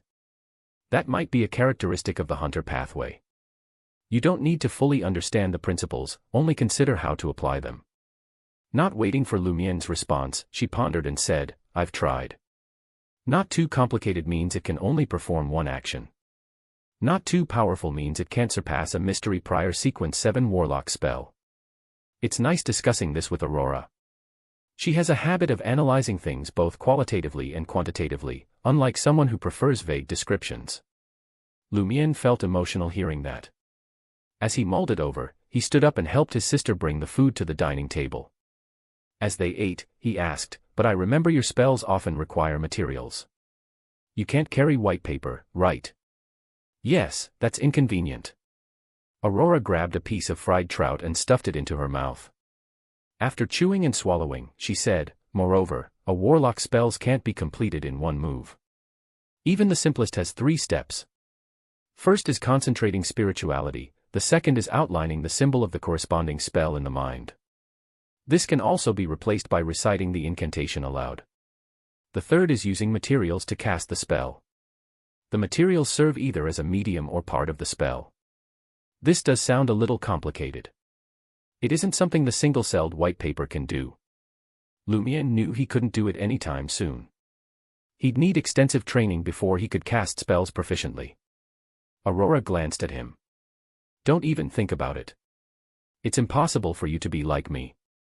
First, you're limited by your sequence, and your spirituality is insufficient. Second, using materials to help cast spells is a unique ability only warlocks have. Yes, perhaps certain sequences of certain pathways can do it.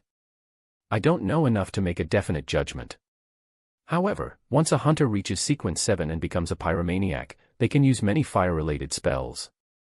Furthermore, they don't need materials, nor do they need to outline symbols or recite incantations in their minds. In terms of actual combat, it's faster, more convenient, and might even be stronger. As for warlocks, their main advantage lies in their versatility. The more knowledge they acquire, the more comprehensive and powerful they become." Lumiere said with anticipation, "I don't know when I can become a pyromaniac." He planned to explore the dream ruins again tonight. Firstly, he wanted to use hunting to help digest the potion, and secondly, he wanted to find clues about the main ingredient of Sequence 8 Provoker. As for the corresponding monsters of the pyromaniac, he didn't dare think about them yet. He believed it would be like serving himself on a platter. After all, those creatures could definitely launch long-range attacks, rendering his special abilities useless. He then asked, "Can white paper withstand the pyromaniac's one-movement spells?" "Theoretically, yes, but I'm not sure if pyromaniac spells exceed a certain level." Aurora's reference standard was Warlock. Upon hearing this, Lumiere became excited. "If I could, wouldn't I be able to simulate the funnels one you mentioned?" "Huh?" Aurora was puzzled. Lumiere explained his idea in detail. "I can summon a group of white papers and form a contract with them. Then, I can have each white paper carry a fireball. They'll float in the air and attack the target together. Isn't that similar to the description of the funnels?" "Unfortunately, you can't have a group of white papers at the same time," Aurora laughed. "After you form a contract with a white paper, the next time you use the initial summoning description, the same white paper will appear. Can I summon one first and hold off on the contract? Then, I'll summon another until I have a satisfactory number. Before forming a contract." Lumiere hadn't received a traditional education, but instead, a custom one that included Aurora's ideas. Combined with the refinement of years of pranks, he always had creative ideas. Aurora admitted she wasn't that cunning. She considered and said, "I've never tried it before, so I don't know if it'll work. You can try it yourself when you're at Sequence 7. However, I think having a white paper beside you while summoning others might cause a conflict. It's unlikely to succeed. The only hope is to directly summon multiple white papers, but there's a high chance that only sequences skilled at summoning can do it." Lumiere decided to give it a try when the time came. After all, he had nothing to lose. Aurora scooped up some mashed potatoes. "Now, let's talk about how to summon creatures from the spirit world. This is an application of ritualistic magic. Ritualistic magic is magic cast by selecting the date and time, preparing the corresponding materials, and strictly following the format and process. It's often used in prayers and summonings." Lumiere nodded.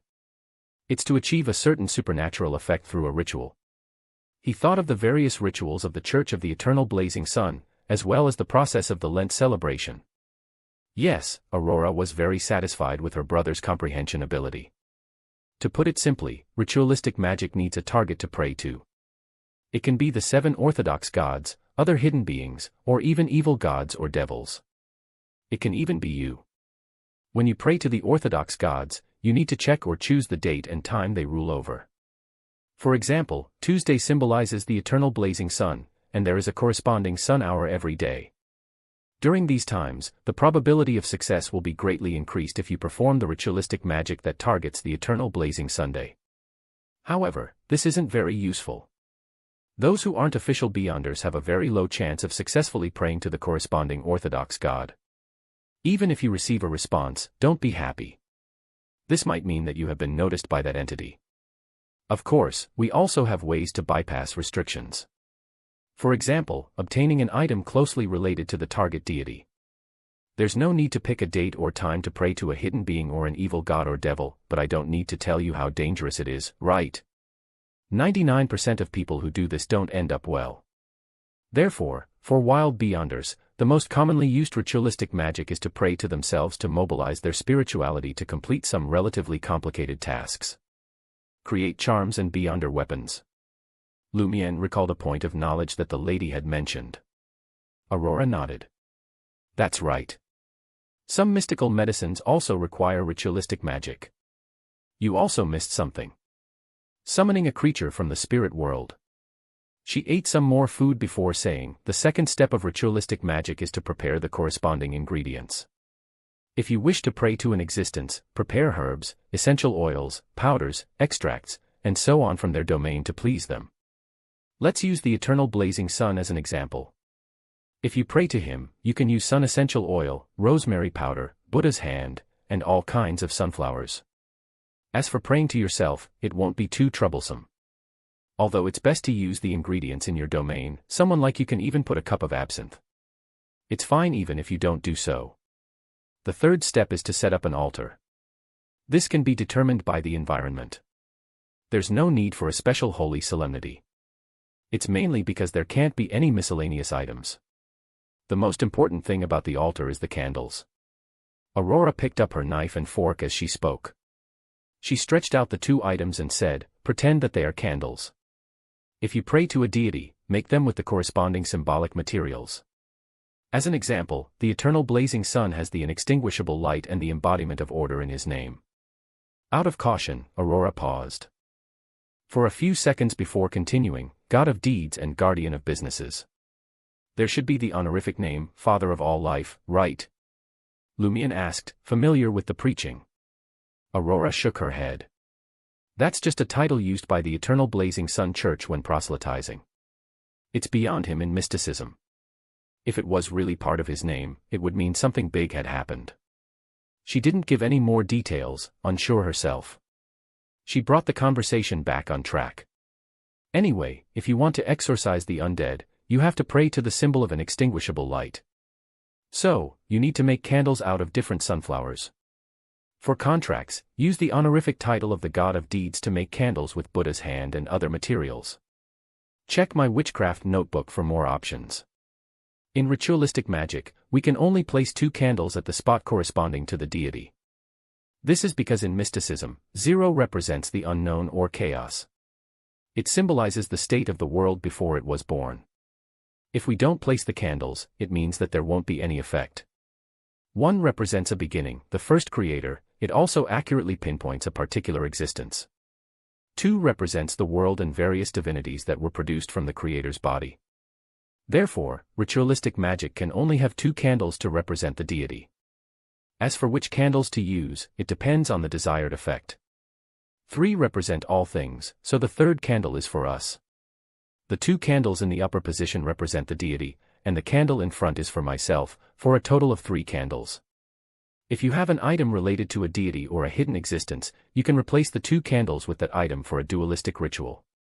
If you pray to yourself, leave only the candle that represents yourself.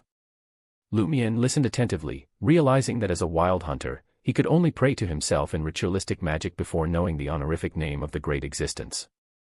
Where would he find items closely related to a deity? Let me show you the next few steps using summoning creatures from the spirit world, Aurora said, standing up as she saw her brother finish his dinner.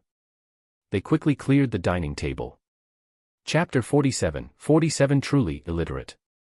47 Truly Illiterate. Aurora looked at the slightly stained white tablecloth and smiled at Lumien. If you're the target of ritualistic magic, it doesn't matter if the altar is dirty.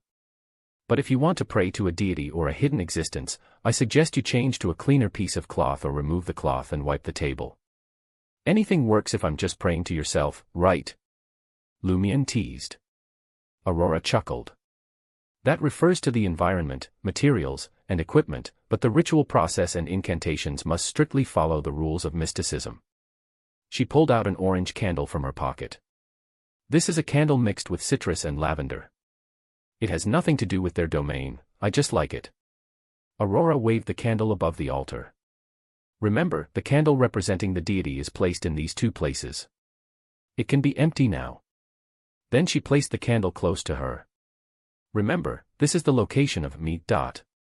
Next, Aurora brought a cup of water, a plate of coarse salt, and a small steel bowl from the kitchen. We need to create a clean and undisturbed ritual environment. Clean in the sense of spirituality. We have to construct it ourselves. Enter cogitation and focus your mind. You can guide the spiritual power out through supplementary items and build a wall of spirituality around the altar. Mystery priors and seers find this simple. Hunters need the help of other items before reaching sequence 7. For example, incense to calm your emotions and make you ethereal, or a crystal ball to help you focus on your spirituality. The meditation I taught you before is incomplete. It's only the first step. It can only gather your thoughts and calm you down. I'll teach you the rest later. Lumion was surprised. Why can I activate the dream's specialness? And make the two symbols appear if the meditation method is incomplete? Aurora pulled out a silver dagger. Watch carefully how I build the wall of spirituality. Lumion was stunned and blurted out, why do you have so many things on you? First, there were various casting materials, a retractable telescope, a miniature ink bottle that stored the spirit world creature, white paper, and candles for rituals. Now, she had taken out a dagger. Aurora sighed in exasperation. Do you think I want to? It's just inconvenient for warlocks. It takes me a long time to alter each of my clothes. Sometimes, I even feel like Doraemon. I can take out whatever I want. What, Amon? Lumion asked, not understanding the reference. Aurora hesitated for a moment before replying with a mixed expression, you don't need to know. Lumion suddenly felt a pang of sadness for his sister. Aurora composed herself and reached for the orange candle representing her. In ritualistic magic, candles can't simply be lit. Of course, there are times when ordinary methods can work, but that's not always the case, Aurora explained. The correct way is to extend your spirituality, rub it against the wick, and light it. As she spoke, she lit the candle with a spark of spirituality, and it burned with an orange flame. The dining table transformed into an altar, and the surrounding area was bathed in a deep, otherworldly light. Aurora's light blue eyes had darkened, and an invisible wind swirled around her as she plunged the silver dagger into the coarse salt and began chanting a mysterious incantation. XXX, XXX. Lumion was bewildered as he watched his sister complete the incantation and draw out the silver dagger. She stabbed it into the cup of water and raised it again. Aurora pointed the dagger outward and began to walk around the altar. With each step she took, Lumion sensed an invisible force emanating from the dagger. It was agile and lively, mingling with the air to create an impenetrable barrier. As Aurora completed the circle, Lumion felt as if she had been transported to a different realm. Did you understand the steps? Aurora's voice sounded distant. Lumion nodded truthfully. Yes, but I don't understand what you mean. Aurora could not help but laugh. You're completely illiterate when it comes to mysticism. Literally. That's Hermes. When translated, it's I sanctify you, blade of pure silver. I cleanse and purify you, allowing you to serve me in this ritual. In the name of Warlock Aurora Lee. You have been sanctified. Lumion scratched his head. It sounds ordinary. That's just the translation. The meaning of the incantation and the language used is what's important, Aurora explained, her eyes lighting up. In Intision, it might sound ordinary, but if you use Hermes, Ancient Hermes, Elvish, Dragonese, or Jotun, you can tap into supernatural powers. That's what sets them apart. Lumion asked curiously, are these the only languages that can communicate with the mysterious? No, there are many other languages in the field of mysticism, each with its own specialties. For example, some are specifically meant for the undead, but most Beyonders won't be able to use them unless they want to study a unique and rare domain or perform the corresponding ritual, Aurora explained casually. She went on to explain the incantation. During the sanctification ritual, the penultimate sentence should be in the name of a certain deity or a hidden existence, but as wild Beyonders, it's best not to use them to avoid unnecessary trouble. As a Beyonder, it's enough to use your name to sanctify an ordinary item. Although it won't be as effective as the original version, it can still be used. Lumion nodded, then asked, "You came up with my name. Can I use it in the ritual?" Aurora replied confidently, "Yes. A completely new name wouldn't work, but your name has been in use for several years, so there's a mystic connection." She paused for a moment before continuing, "If you're in the wild and don't have many materials, you can complete the ritual with simple salt or clear water." With that, Aurora pulled out a small silver-black metal bottle from her pocket. "This is my own concoction of essential oil called Wizard of Oz. What sets it apart is that it smells good," Aurora explained as she dripped 3 drops of light green liquid on the candle representing her.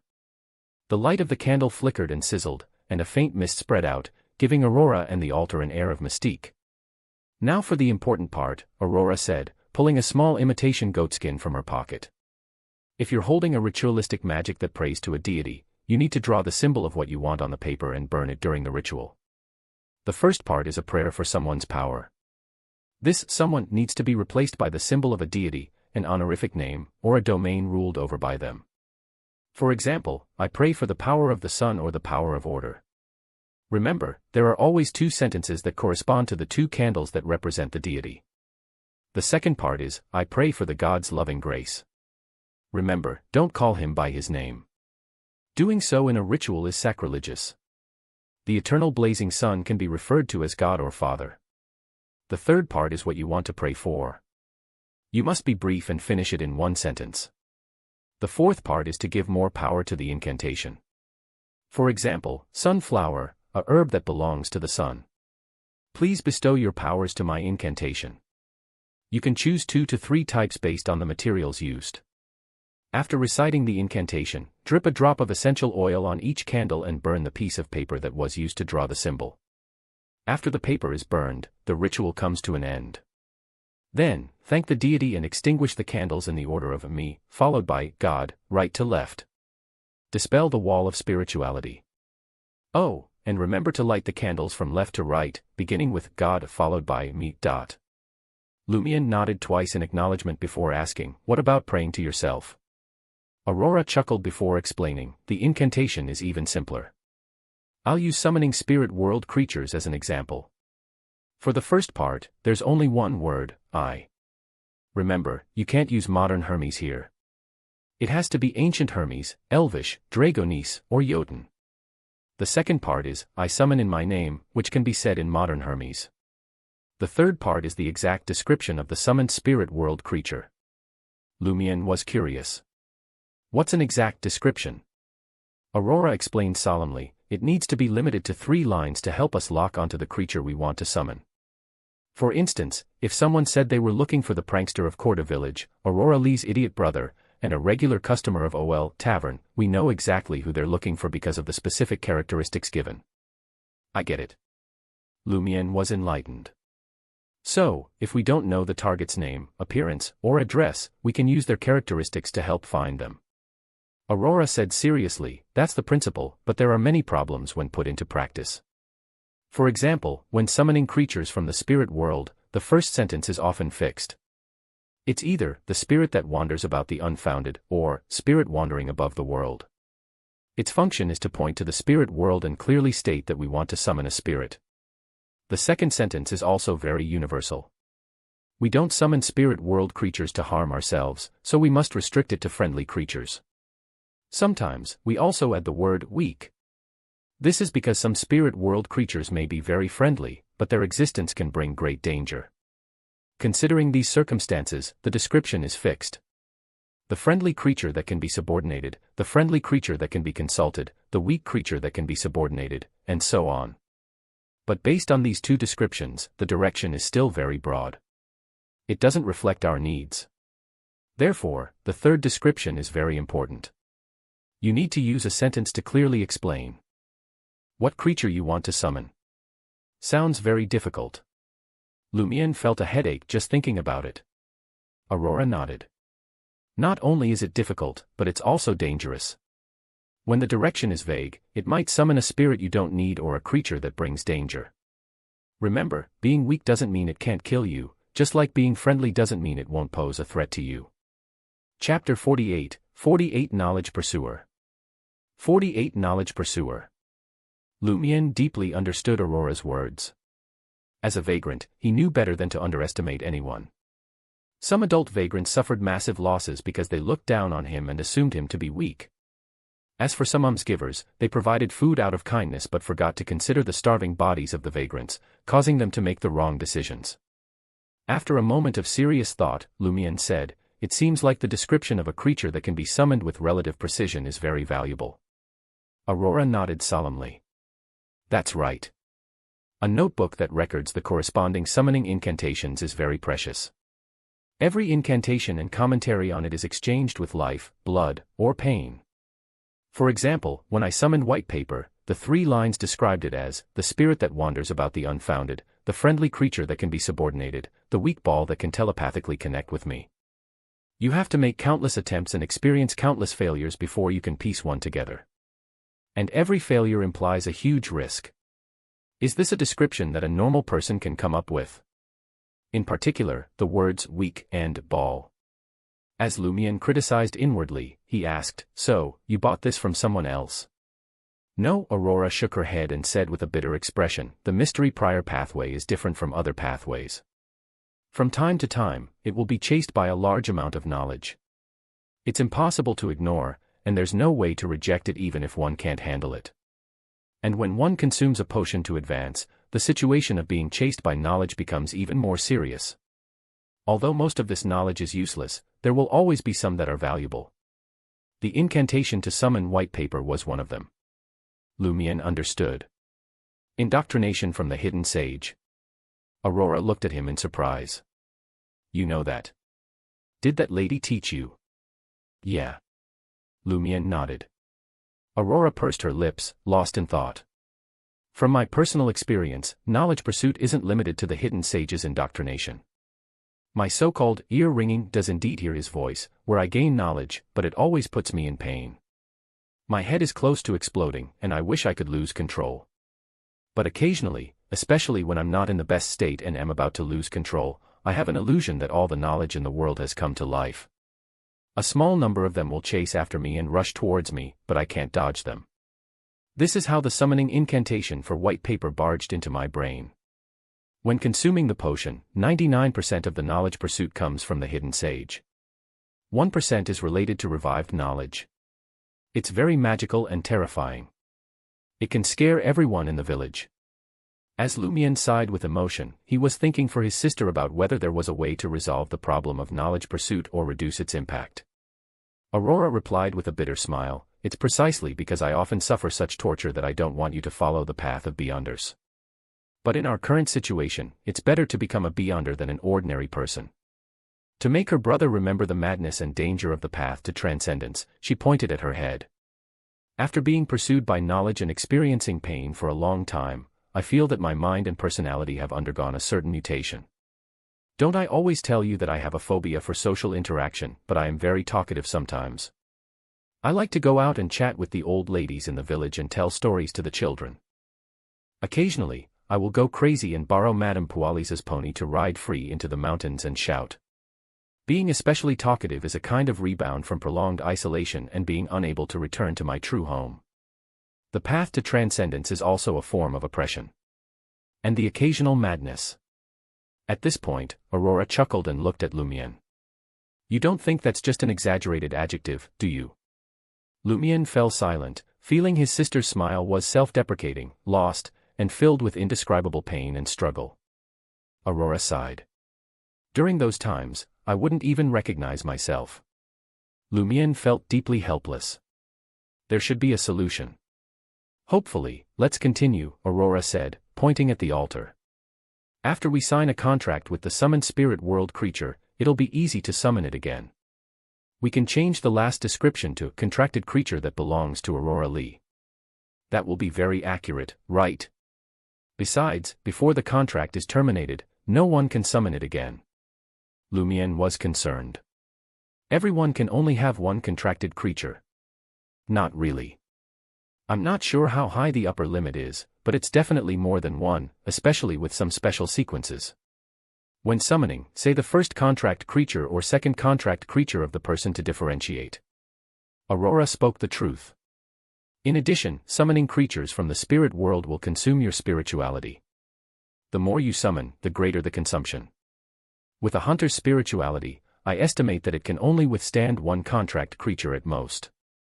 Knowing her brother's personality, she curbed any loopholes that Lumien might find.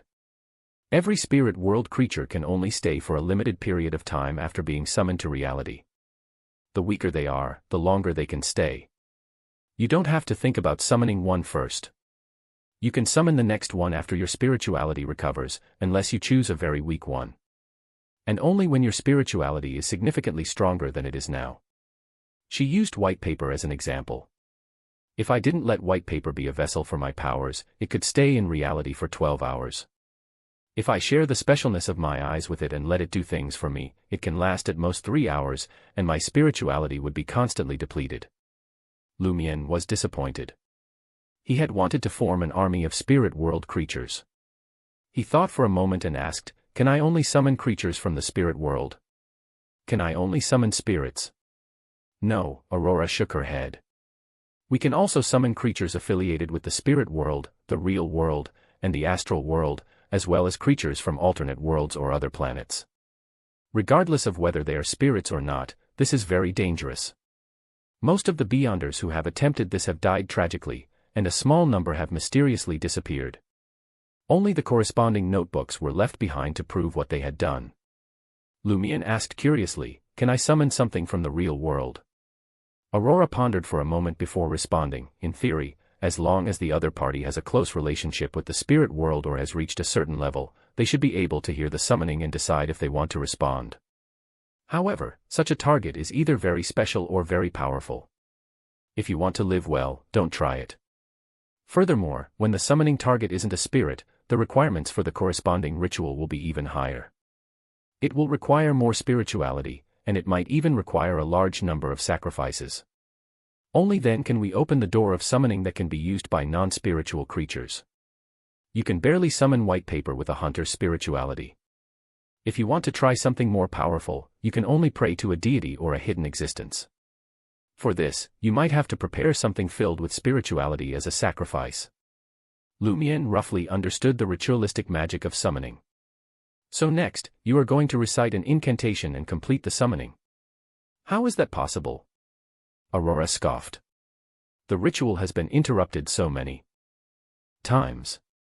How can we continue? In fact, normally, as long as we follow the process, we can resume from any breaks. However, I was mainly explaining, and didn't divert my attention to do the corresponding things. You probably forgot. Lumien muttered inwardly but didn't dare say it out loud. Aurora then said, "However, I do want to hold a summoning ritual. On the one hand, I want to give you a complete demonstration of the entire process. On the other hand, I want to seek help." Seek help? Lumien asked in puzzlement. Summoning powerful spirit world creatures to help. Aurora explained, among the countless spirit world creatures, only a very small number of them can act as messengers. Private messengers, messengers can be summoned by others based on special contracts. For example, if I have a contracted messenger, someone in Trier can summon it and give it a written letter. It will immediately pass through the spirit world and deliver the letter to me. Due to the special connection between the spirit world and the contract, it only takes a second or two to complete the letter delivery. Lumien sighed from the bottom of his heart. Very impressive. It's as fast as sending a telegram. But the thought that crossed his mind was, I want one too. Don't even think about it, Aurora read his mind. It's very difficult to summon a messenger. Unless you obtain an exact incantation, it's unlikely that you can succeed trying yourself. And only a few special sequences can grasp an exact incantation. Even I don't have one. Lumien was disappointed and asked. Are you going to summon a messenger and write a letter to them for help? Yes, Aurora nodded. She's one of the few among us who have gone the furthest on the path to transcendence. She has her own messenger. I don't expect her to save me, but she should be able to give me some advice. I'm afraid it's very difficult. That mysterious lady said that we can only rely on ourselves. Lumion asked curiously. Us? You mean your pen pals? Aurora nodded and asked in confusion, when did I ever mention pen pals to you? Last cycle, no, last cycle, Lumion answered honestly. All right, Aurora facepalmed. Actually, it's a mutual support organization slowly established by those of us who can't return home. We rely on letters to communicate daily, share knowledge, and solve problems. There will be small-scale gatherings or communication through messengers. She's the vice president of our organization and one of the initiators. Her code name is Hella. Code name. Lumion was a little puzzled. Aurora tersely acknowledged, in the organization, everyone uses code names without exposing their real names. When they write letters, they emphasize that it's a pseudonym to avoid being discovered by the officials. What's your code name? Lumion was very curious. Aurora was silent for a moment before she replied with a sigh, Muggle. What does it mean? Lumion was puzzled. Aurora's eyes darkened as she replied, ordinary person without superpowers. Lumion knew that his sister wanted to become an ordinary person living back home more, so he quickly changed the topic. What's the name of your organization? Aurora's expression became complicated. Originally, everyone wanted to give it a classy name, but considering that we would write letters every day, a name that was too conspicuous would attract the attention of certain forces. Therefore, in the end, we decided on a name that sounds like a group of animal lovers. What is it? Lumion pressed. Aurora replied in embarrassment, the Curly-Haired Baboons Research Society. Chapter 49, 49 True Cogitation. 49 True Cogitation. Lumion couldn't help but suppress his laughter at the name of the Curly-Haired Baboons Research Society, but he managed to hold it in. But even if he held it in, he couldn't help but say, those who know will understand that you're studying curly-haired baboons. Those who don't know will think that a group of curly-haired baboons are doing research. Of course, he was only joking. Aurora rolled her eyes at him. We often tease ourselves as a group of curly-haired baboons being studied. Seeing that his sister was in a better mood, Lumion asked, are all the members of your research society Beyonders? Not all of them, Aurora answered briefly. But some gatherings can't be attended by ordinary people. She didn't say why they couldn't participate. Who's the president? How many vice presidents are there? Lumion asked. Are you doing a census? Aurora snapped back. Huh. Lumion was confused. Lumion was confused and realized that Aurora didn't like him asking too many questions about the Curly-Haired Baboons Research Society. Aurora pouted and exhaled. The president's code name is Gandalf. There are a total of 5 vice presidents. All right, I'm going to summon Hella's messenger. Lumion was puzzled and asked, Aurora, grande sir, didn't you say that you only know the code name Hella and don't know her exact name? How are you going to summon her messenger? He remembered that his sister had just mentioned that by changing the last sentence of the summoning incantation to the messenger that belongs to so-and-so, he could very accurately pinpoint the target creature. However, she didn't know who so-and-so was. Excellent, Aurora praised him and said, to be able to discover the problem is an excellent learning quality. Let's put it this way. It doesn't matter what name you use when you sign a contract with a spirit world creature. The contract will automatically extract a bit of your true aura from you, allowing the two parties to be related. However, remember, you can only use the name written when you sign the contract in the future. Changing it to your real name will be ineffective. Lumion pondered seriously and said, got it. The key is the aura and connection. The name when signing the contract is only equivalent to the incantation used for the subsequent summoning. It doesn't matter what you write. Yes. Aurora nodded. Lumion suddenly laughed. Is there such a situation? Let me say hypothetically. Grande sir, you obtained an exact incantation and summoned a messenger. You signed a contract with it in the name of Aurora Lee. After that, you taught me that incantation because you loved your younger brother, which is me. As for me, I successfully summoned another messenger. However, when signing the contract, I used Aurora Lee's name to sign it for fun. Then the question is, which one will be summoned with the description of the messenger that belongs to Aurora Lee? Aurora's face turned livid. I don't have a messenger. How would I know? She exhaled and calmed herself down. This is actually a confusion caused by having the same name. Compared to ordinary contracted creatures that can only be summoned by oneself, it's indeed easy for a messenger that can be summoned by others to have such problems. However, because I don't have a messenger, I'm not sure if there's a special mechanism to avoid such mistakes. I can only use my knowledge to attempt an analysis. First, very few people have a messenger. The probability of having the same name is so low that it's almost negligible. Second, if there's an overlap in names, you can place an item with the messenger's owner's aura in the summoning ritual and use it to accurately lock onto them. Third, if you're really afraid of having the same name, you can make your name longer when signing a contract. For example, Lumien Torres Ari Lanos Arthur German Sparrow Lee. That way, you probably won't have the same name. But it's very likely that I'll forget this name after signing the contract. It's too difficult to remember, Lumien muttered. Also, why did you add the name of the pirate hunter and great adventurer? Because I like it. Madame Furzwall's Adventurer series is a classic, Aurora said confidently. She turned around and tidied up the altar, preparing to officially hold the summoning ritual. At that moment, Lumien thought of something and shouted, "Wait a minute. What's wrong?" Aurora turned around, looking confused. Lumien asked seriously, "Does the messenger count as an outsider?" Aurora was confused at first, but quickly figured out the problem. She deliberated and asked, "You mean that as an outsider, the messenger will fall into a cycle after coming to Cordu and won't be able to leave?" Without waiting for Lumien's reply, Aurora came up with a new theory. "No, the situation will be worse. It's a contracted creature. After receiving the letter, it will immediately go to Hela. It's equivalent to leaving Cordu. That will cause a restart. After that, it will instinctively attempt to leave again and again, while we restart again and again. We won't have time to investigate the key to the loop." Lumien couldn't help but imagine the scene his sister had described.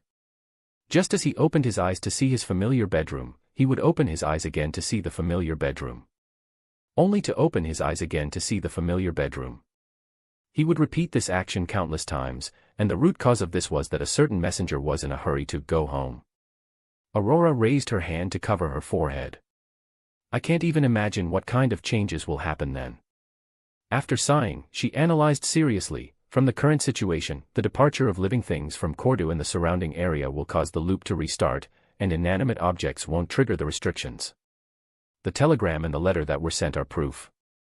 If that's the case, spirits definitely won't do either. From the looks of it, I can't summon the messenger. Lumien suddenly figured out why the lever blue could maintain its state of having its words cut out.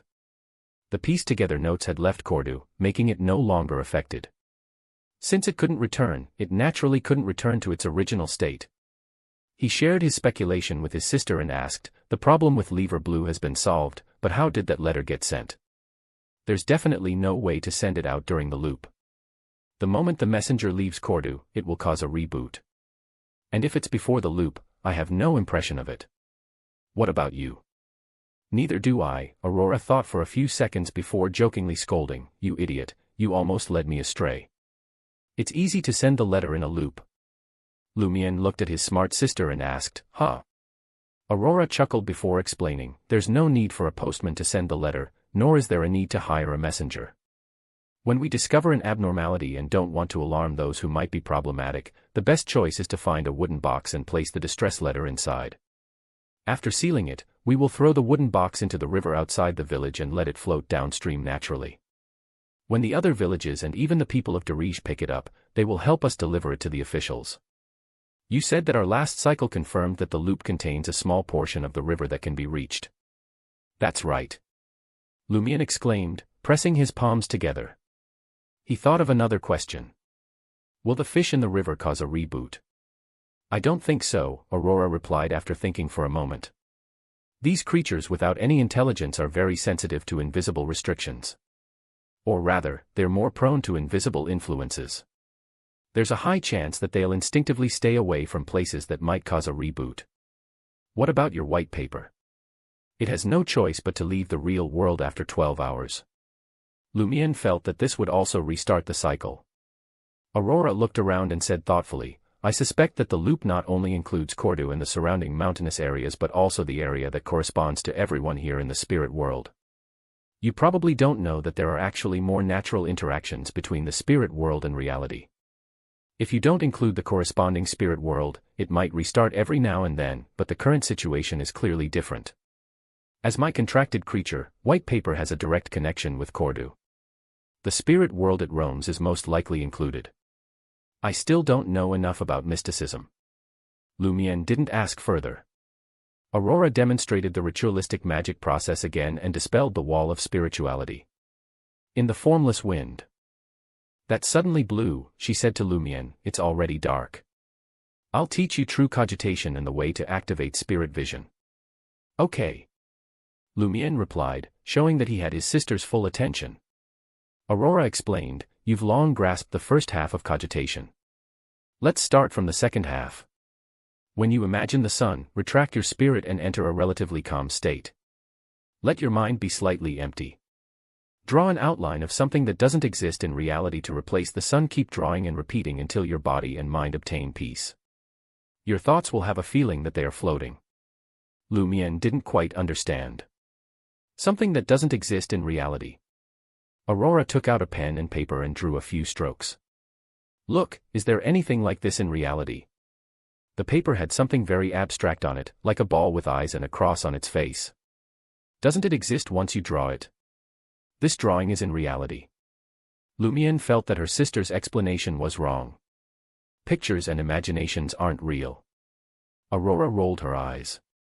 As her younger brother's teacher, she had to suffer this kind of anger often. Lumiere acknowledged her comment tersely. Then I'll try using this picture of yours. He pulled up a chair and sat down. He leaned back and focused. The crimson sun quickly outlined itself in his mind, gradually calming him down. After a while, because he was in reality, he did not hear the terrifying and mysterious voice. He could calmly use the pattern that his sister had casually drawn to replace the sun in cogitation. The ball with eyes and a cross quickly appeared in Lumiere's mind.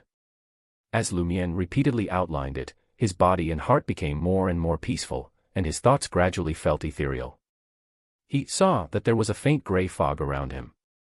There were many indescribable, non-existent things, and dense colored blocks mixed together. And high in the sky, perhaps deep in the depths, there was a clear light. There's no hurry. The probability of a hunter succeeding in cogitation on their first try is very low, Aurora consoled her brother. Just as Lumiere was about to report to his sister that he had successfully entered a cogitation state, he suddenly felt something watching him from the depths of the gray fog at an infinite height. This seemed to be an illusion, but it made him break out in a cold sweat. He felt an inexplicable fear and immediately left the cogitation state. Chapter 50, 50 Observation. 50 Observation. Aurora had intended to reassure him that non-spellcasting sequences usually took several attempts at cogitation to succeed. Some even had to practice for 5 or 6 days or even more than half a month. However, when she saw her brother open his eyes, she noticed that Lumiere's forehead was drenched in cold sweat, and fear was evident in his eyes. What's wrong? Aurora asked, concerned. Lumiere took a couple of deep breaths. The more he thought about it, the more frightened he became. I successfully cogitated. My mind seemed to float, surrounded by a myriad of colors and an indescribable faint gray fog. There were a few particularly bright and pure beams of light up above. No, it might not have been the sky. It could have been far away. I can't be certain. From your description, it seems like you succeeded, Aurora explained. What your astral projection sees or senses is the spirit world. There, many concepts of reality either don't exist or are intertwined. That's why you feel like you're high in the sky yet far away at the same time. Those 7 lights are the 7 lights of the spirit world, mentioned in ancient texts. They're believed to be near deity level and omniscient. Moreover, they're considered relatively friendly hidden entities. If you can grasp their complete honorific names, you can pray to them. Unfortunately, I don't know them either. Those indescribable things that roam everywhere belong to the spirit world, but you didn't seem to see much, nor did you perceive them clearly. This is likely a limitation of the hunter sequence. Your spirituality isn't high enough.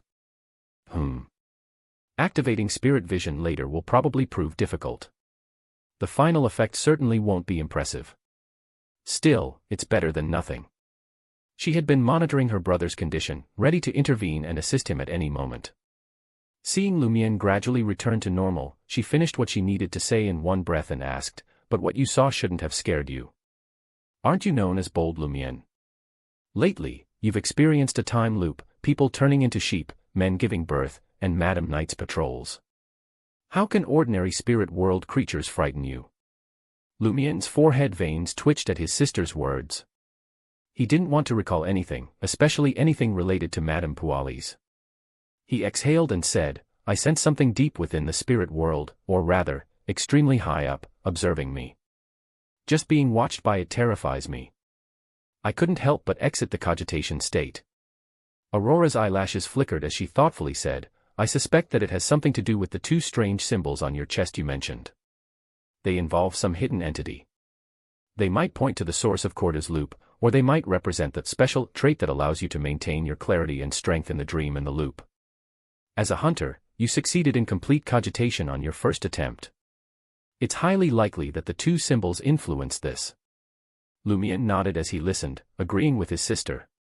This realization left him somewhat disheartened. "In that case, I can't cogitate.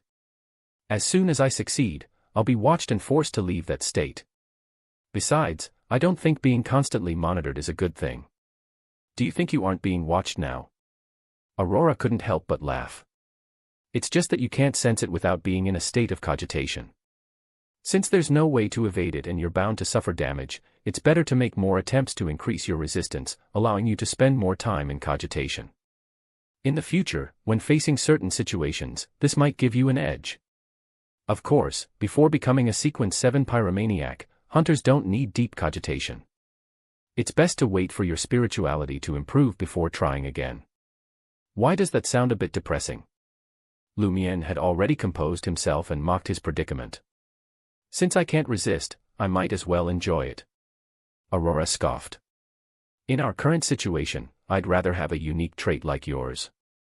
Even if it means facing numerous unknown dangers and challenges, at least I can retain my memory during the next cycle. I wouldn't need you to remind me, sparing many details." She then looked out the darkened window. "It's time to teach you how to activate spirit vision. Keep sitting and attempt cogitation again. You don't have to enter a state where your thoughts are floating. Although that would be more conducive to activating your spirit vision, aren't there hidden entities watching you?" "Yeah." Lumien leaned back in his chair, relaxing his body. He first envisioned the sun in his mind, then swapped it out for the ball his sister had sketched haphazardly. He didn't repeat the outlining process, stopping only when his body and mind were serene. Aurora monitored his condition, offering a soothing voice. "Lift your hands in your current state and place them in front of your eyes. You can open your eyes now." Lumien kept his cool as he slowly opened his eyes. At some point, his sister had snuffed out the kerosene lamp, casting the first floor into darkness. The crimson moonlight outside the window was the only thing illuminating the outlines of objects. Once his eyes adjusted, he could barely see his hands. Point your index fingers at each other without touching. Then, concentrate on the back of your hand, which can be the back of the opposite point, Aurora instructed. After completing this step, slowly move your fingers to keep them facing each other without touching. And remember, they can't leave your sight. Lumien followed her guidance, focusing his gaze on the empty space beyond his hands as he moved his fingers. Despite repeating the process countless times, he saw no changes. Soon after, he couldn't sustain the cogitation state and snapped out of it. "See anything?" Aurora asked. Lumien shook his head. "It's harder for hunters. Don't stress. If it doesn't work now, it'll work later. If it doesn't happen today, it might happen tomorrow," Aurora consoled. "Don't fret. Regular folks with high spirituality can activate their spirit vision after professional training, let alone beyonders. But the results vary. If this loop fails, I can try again next time, but if that doesn't work, there may not be another chance. Lumion thought to himself. He was patient and resilient. After resting and regaining some strength, he tried again. After multiple attempts, he finally saw a fiery red dot emerge from the void between his index fingers. Success! Lumion was thrilled. He turned to his sister. But then he saw a red light radiating from Aurora's body, encompassing it entirely. Didn't you say you could see the different colors of the ether body? Lumion asked, confused. Aurora asked excitedly, did it work? Lumion nodded and recounted his experience. It's a success, Aurora breathed a sigh of relief. You're impressive. It's probably due to your special enhancement. Other hunters would need at least 2 weeks of practice, and some might have to reach sequence 8 before they can activate their spirit vision easily. You can only see a vague ether body. The red color means I'm healthy. You won't be able to see much else with your soul body's current strength as a hunter. She pulled out a tiny ink bottle and unscrewed the cap. Let's see if you can see white paper. Lumion focused and saw a transparent bubble emerge from the bottle. It was similar to the bubbles he made while blowing soapy water, about the size of a fist and tinted red by the moonlight. He could barely keep track of it and feared losing sight if he blinked. The bubble floated towards Aurora's palm, which she scratched with her thumb, causing it to contract and expand. Lumion composed himself and reported what he saw to his sister. It's blurry. Aurora shook her head. A hunter's spirit vision is limited. You can only perceive basic ether body concepts and creatures like white paper. Most things are invisible. It's better than nothing, Lumion replied with what his sister had just said. Having never experienced a stronger spirit vision, he was rather content with his current situation. Aurora instructed Lumion to use cogitation to stop his spirit vision from deactivating and to establish simple activation and deactivation triggers. Lumion practiced repeatedly until he mastered the method but never succeeded in the express key Aurora mentioned. He only vaguely understood the concept. Take a break. We'll monitor the deputy padre later for any anomalies, Aurora advised, noticing Lumion's pale face from depleted spirituality. She urged him to rest. They ascended to the second floor and lit the lamp in the study. Lumion dozed off in a recliner while Aurora read, waiting for night to deepen. Lumion quickly fell asleep in the recliner, while Aurora casually read her book, waiting for the night to get deeper. Lumion eventually fell asleep and forced himself to remain sleeping instead of exploring the dream world. Aurora woke him up shortly after. We can observe the deputy padre now. Okay.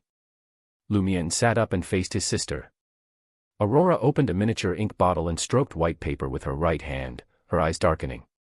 With the aid of the contract, she recited in Hermes, my contracted creature, bear the uniqueness of my eyes. Lumion couldn't understand or see anything without his spirit vision. He waited patiently. In mere seconds, Aurora withdrew her hand and sat down. White paper is on its way to the deputy padre's house. Lumion inspected the scene and noticed that his sister's eyes reflected trees swaying in the dark, not the study or himself. The trees were left behind swiftly. That's what white paper sees. Lumion realized. Aurora took out a mirror coated in mercury and sprinkled it with light white powder. The powder quickly bloomed with light, covering the mirror with an aqueous layer. In the water, the deputy padre, Michel Garriga, appeared.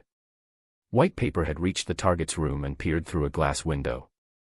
Michel Garriga slept soundly, his eyes closed and breathing steady. Aurora and Lumion waited patiently, observing from all angles with white paper. Suddenly, Michel opened his mouth slightly, and a blurry, transparent figure emerged. It was a lizard-like thing. Chapter 51, 51 Temporal Node. 51 Temporal Node. The thing that slithered out of Deputy Padre Michel Garriga's mouth was slender and covered in scaly brownish-green skin, like a diaphanous and fuzzy lizard. As soon as it left Michel's body, its dark green vertical eye darted left and right, vigilantly sizing up its surroundings. While doing so, it even peered out the window but didn't detect white paper. Instead, Lumion and Aurora sensed the coldness and indifference in its eyes. What's this? Lumion asked. Aurora shook her head. I don't know. It looks like a special spirit. Lumion immediately judged, it sure doesn't look like something good. Even through white paper in the mirror, the lizard-like creature still made him feel uneasy, and his hair stood on end. Aurora glanced at him and reminded, this lizard seems to possess an ability that leads to a degree of mental corruption. Just looking at it from afar makes one feel uncomfortable. If you stare at it for too long, you might end up with mental problems. You must be careful. If the discomfort is serious, immediately close your eyes and try cogitation. Get your mind right before looking again. It's fine for now, Lumion tersely acknowledged. What about you? Don't you feel uncomfortable? Aurora smiled and replied, as a mystery prior, I've seen things more corrupting than this. My resistance is much higher than yours. Besides, don't I go crazy occasionally? It doesn't seem to matter even if I go crazier a little more intensely and frequently. I think it's necessary to check your mental state when you said that last sentence, Lumion said, half concerned and half joking. Aurora chuckled. That's called being self-deprecating. Sometimes, it's not as if I can stop looking just because I want to. The mystery prior's eyes are special and can't be completely sealed. I can only barely prevent it from affecting my daily life. As the siblings spoke, the blurry lizard-like creature crawled along the wall and floor at an extremely fast speed to the bottom floor of the house. A few animal skulls hung on the wall opposite the door on the first floor. They were from wolves, deer, and wild boars. The deputy padre, Michel Garriga, wasn't a Cordoba native. He ought to have lived in the cathedral, but Guillaume Benet had prevented him from doing so using an excuse. He could only rent a place from the hunter, Sabate. The lizard burrowed into the wolf's skull and kept entering and exiting the socket. Not long after, it switched to the wild boar's skull and continued doing the same thing. After coming out of the deer's pale white skull, the lizard crawled out of the house at a speed several times faster than a galloping horse. White paper quietly floated in the night sky and followed it. The lizard crawled all the way out of the village and finally arrived at the square. It circled around the cathedral and arrived at the cemetery before plunging into a grave. 10 seconds later, it crawled out and entered another tomb with a tombstone. Just like that, the strange lizard-like creature moved through different graves. Lumion could even imagine the scene of it entering and exiting different human skulls in the coffins. That scene made Lumion's skin protrude with tiny goosebumps. He couldn't help but ask, what is this guy doing? Incomprehensible. Aurora slowly shook her head. It's a blind spot in my knowledge. After touring the cemetery, the lizard-like diaphanous creature returned the way it came and entered Michel Garriga's room. It burrowed into Michel's mouth and disappeared. After 20 to 30 seconds, Michel Garriga opened his eyes and sat up. He gulped down water from the cup on the bedside table, looking extremely parched. He put down the cup, wiped his mouth, and fell back to sleep. Aurora turned her head and looked at Lumion. How is it? There's indeed something wrong with him, right? How is this a problem? This is a huge problem. Lumion didn't hide his emotions in front of his sister. Pierre Barry, who grazes humans, the padre who's key to the time loop, Madame Pualis, who makes men give birth, Naroka, who went to Paramitha, an owl who has lived for countless years, and the deputy padre who has a lizard living in him. Aren't there too many extraordinary individuals in Cordoba? During the loop, Lumion had griped about how little help Ryan, Leah, and Valentine, the 3 official investigators, had been. In hindsight, how could he blame them? The abnormalities in Cordoba were truly exceptional. They might have taken action, but the results were probably unsatisfactory. Aurora glanced at her brother, half warning and half teasing, you haven't mentioned the most remarkable person yet. The only one in the village who can remember the loop and possess a unique dream ruin.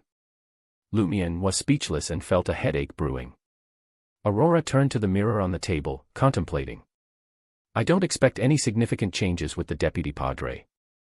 Although I could examine his astral projection more thoroughly, it could be hazardous. It's fine if it endangers me because I'll be another living warlock in the next cycle, but we need more information. We should wait until we have enough before prying deeper. Starting the loop prematurely would waste time explaining and communicating. Lumion agreed, sharing her perspective. Aurora then suggested, I plan on having white paper monitor the padre now. Lumion was taken aback. Didn't you just say we shouldn't pry deeper to avoid triggering the abnormality prematurely? The padre was the linchpin to the mystery. Wasn't it reckless to rush in like that? Aurora smiled at Lumiere. I'm sure what I'm doing is safe. Noticing Lumiere's confusion and worry, she elaborated, you heard the Padre and Pons Benet's private conversation on April 1st during the previous cycle. The Padre claimed to be an ordinary person, but he had a way to deal with me, a beyonder. Based on the corresponding scene and the fact that there was no reason to lie to an ordinary person like you, I believe the Padre was truly powerless before April 1st. Today is March 29th, and we haven't crossed midnight, so it's safe to spy on him. Lumiere felt relieved. That makes sense. Aurora continued, from their conversation, I deduced that the Padre found a way to quickly gain Beyonder powers on April 1st. If he senses danger, he can become a Beyonder instantly. Maybe he has an item that can deal with me. Additionally, the Padre's strength at the Lent celebration didn't match that of a Sequence 9. I suspect he's taking a path beyond the divine paths the mysterious woman mentioned. He's probably praying to a certain entity for a blessing. Otherwise, he wouldn't have grown so powerful in just a few days without any noticeable inclination to losing control. Lumiere listened quietly and suddenly recalled something. On the morning of Lent during that cycle, I had just become a hunter when I ran into Pons Benet. I wanted to test myself by fighting him, but he ran away as if he knew I had become a Beyonder beforehand.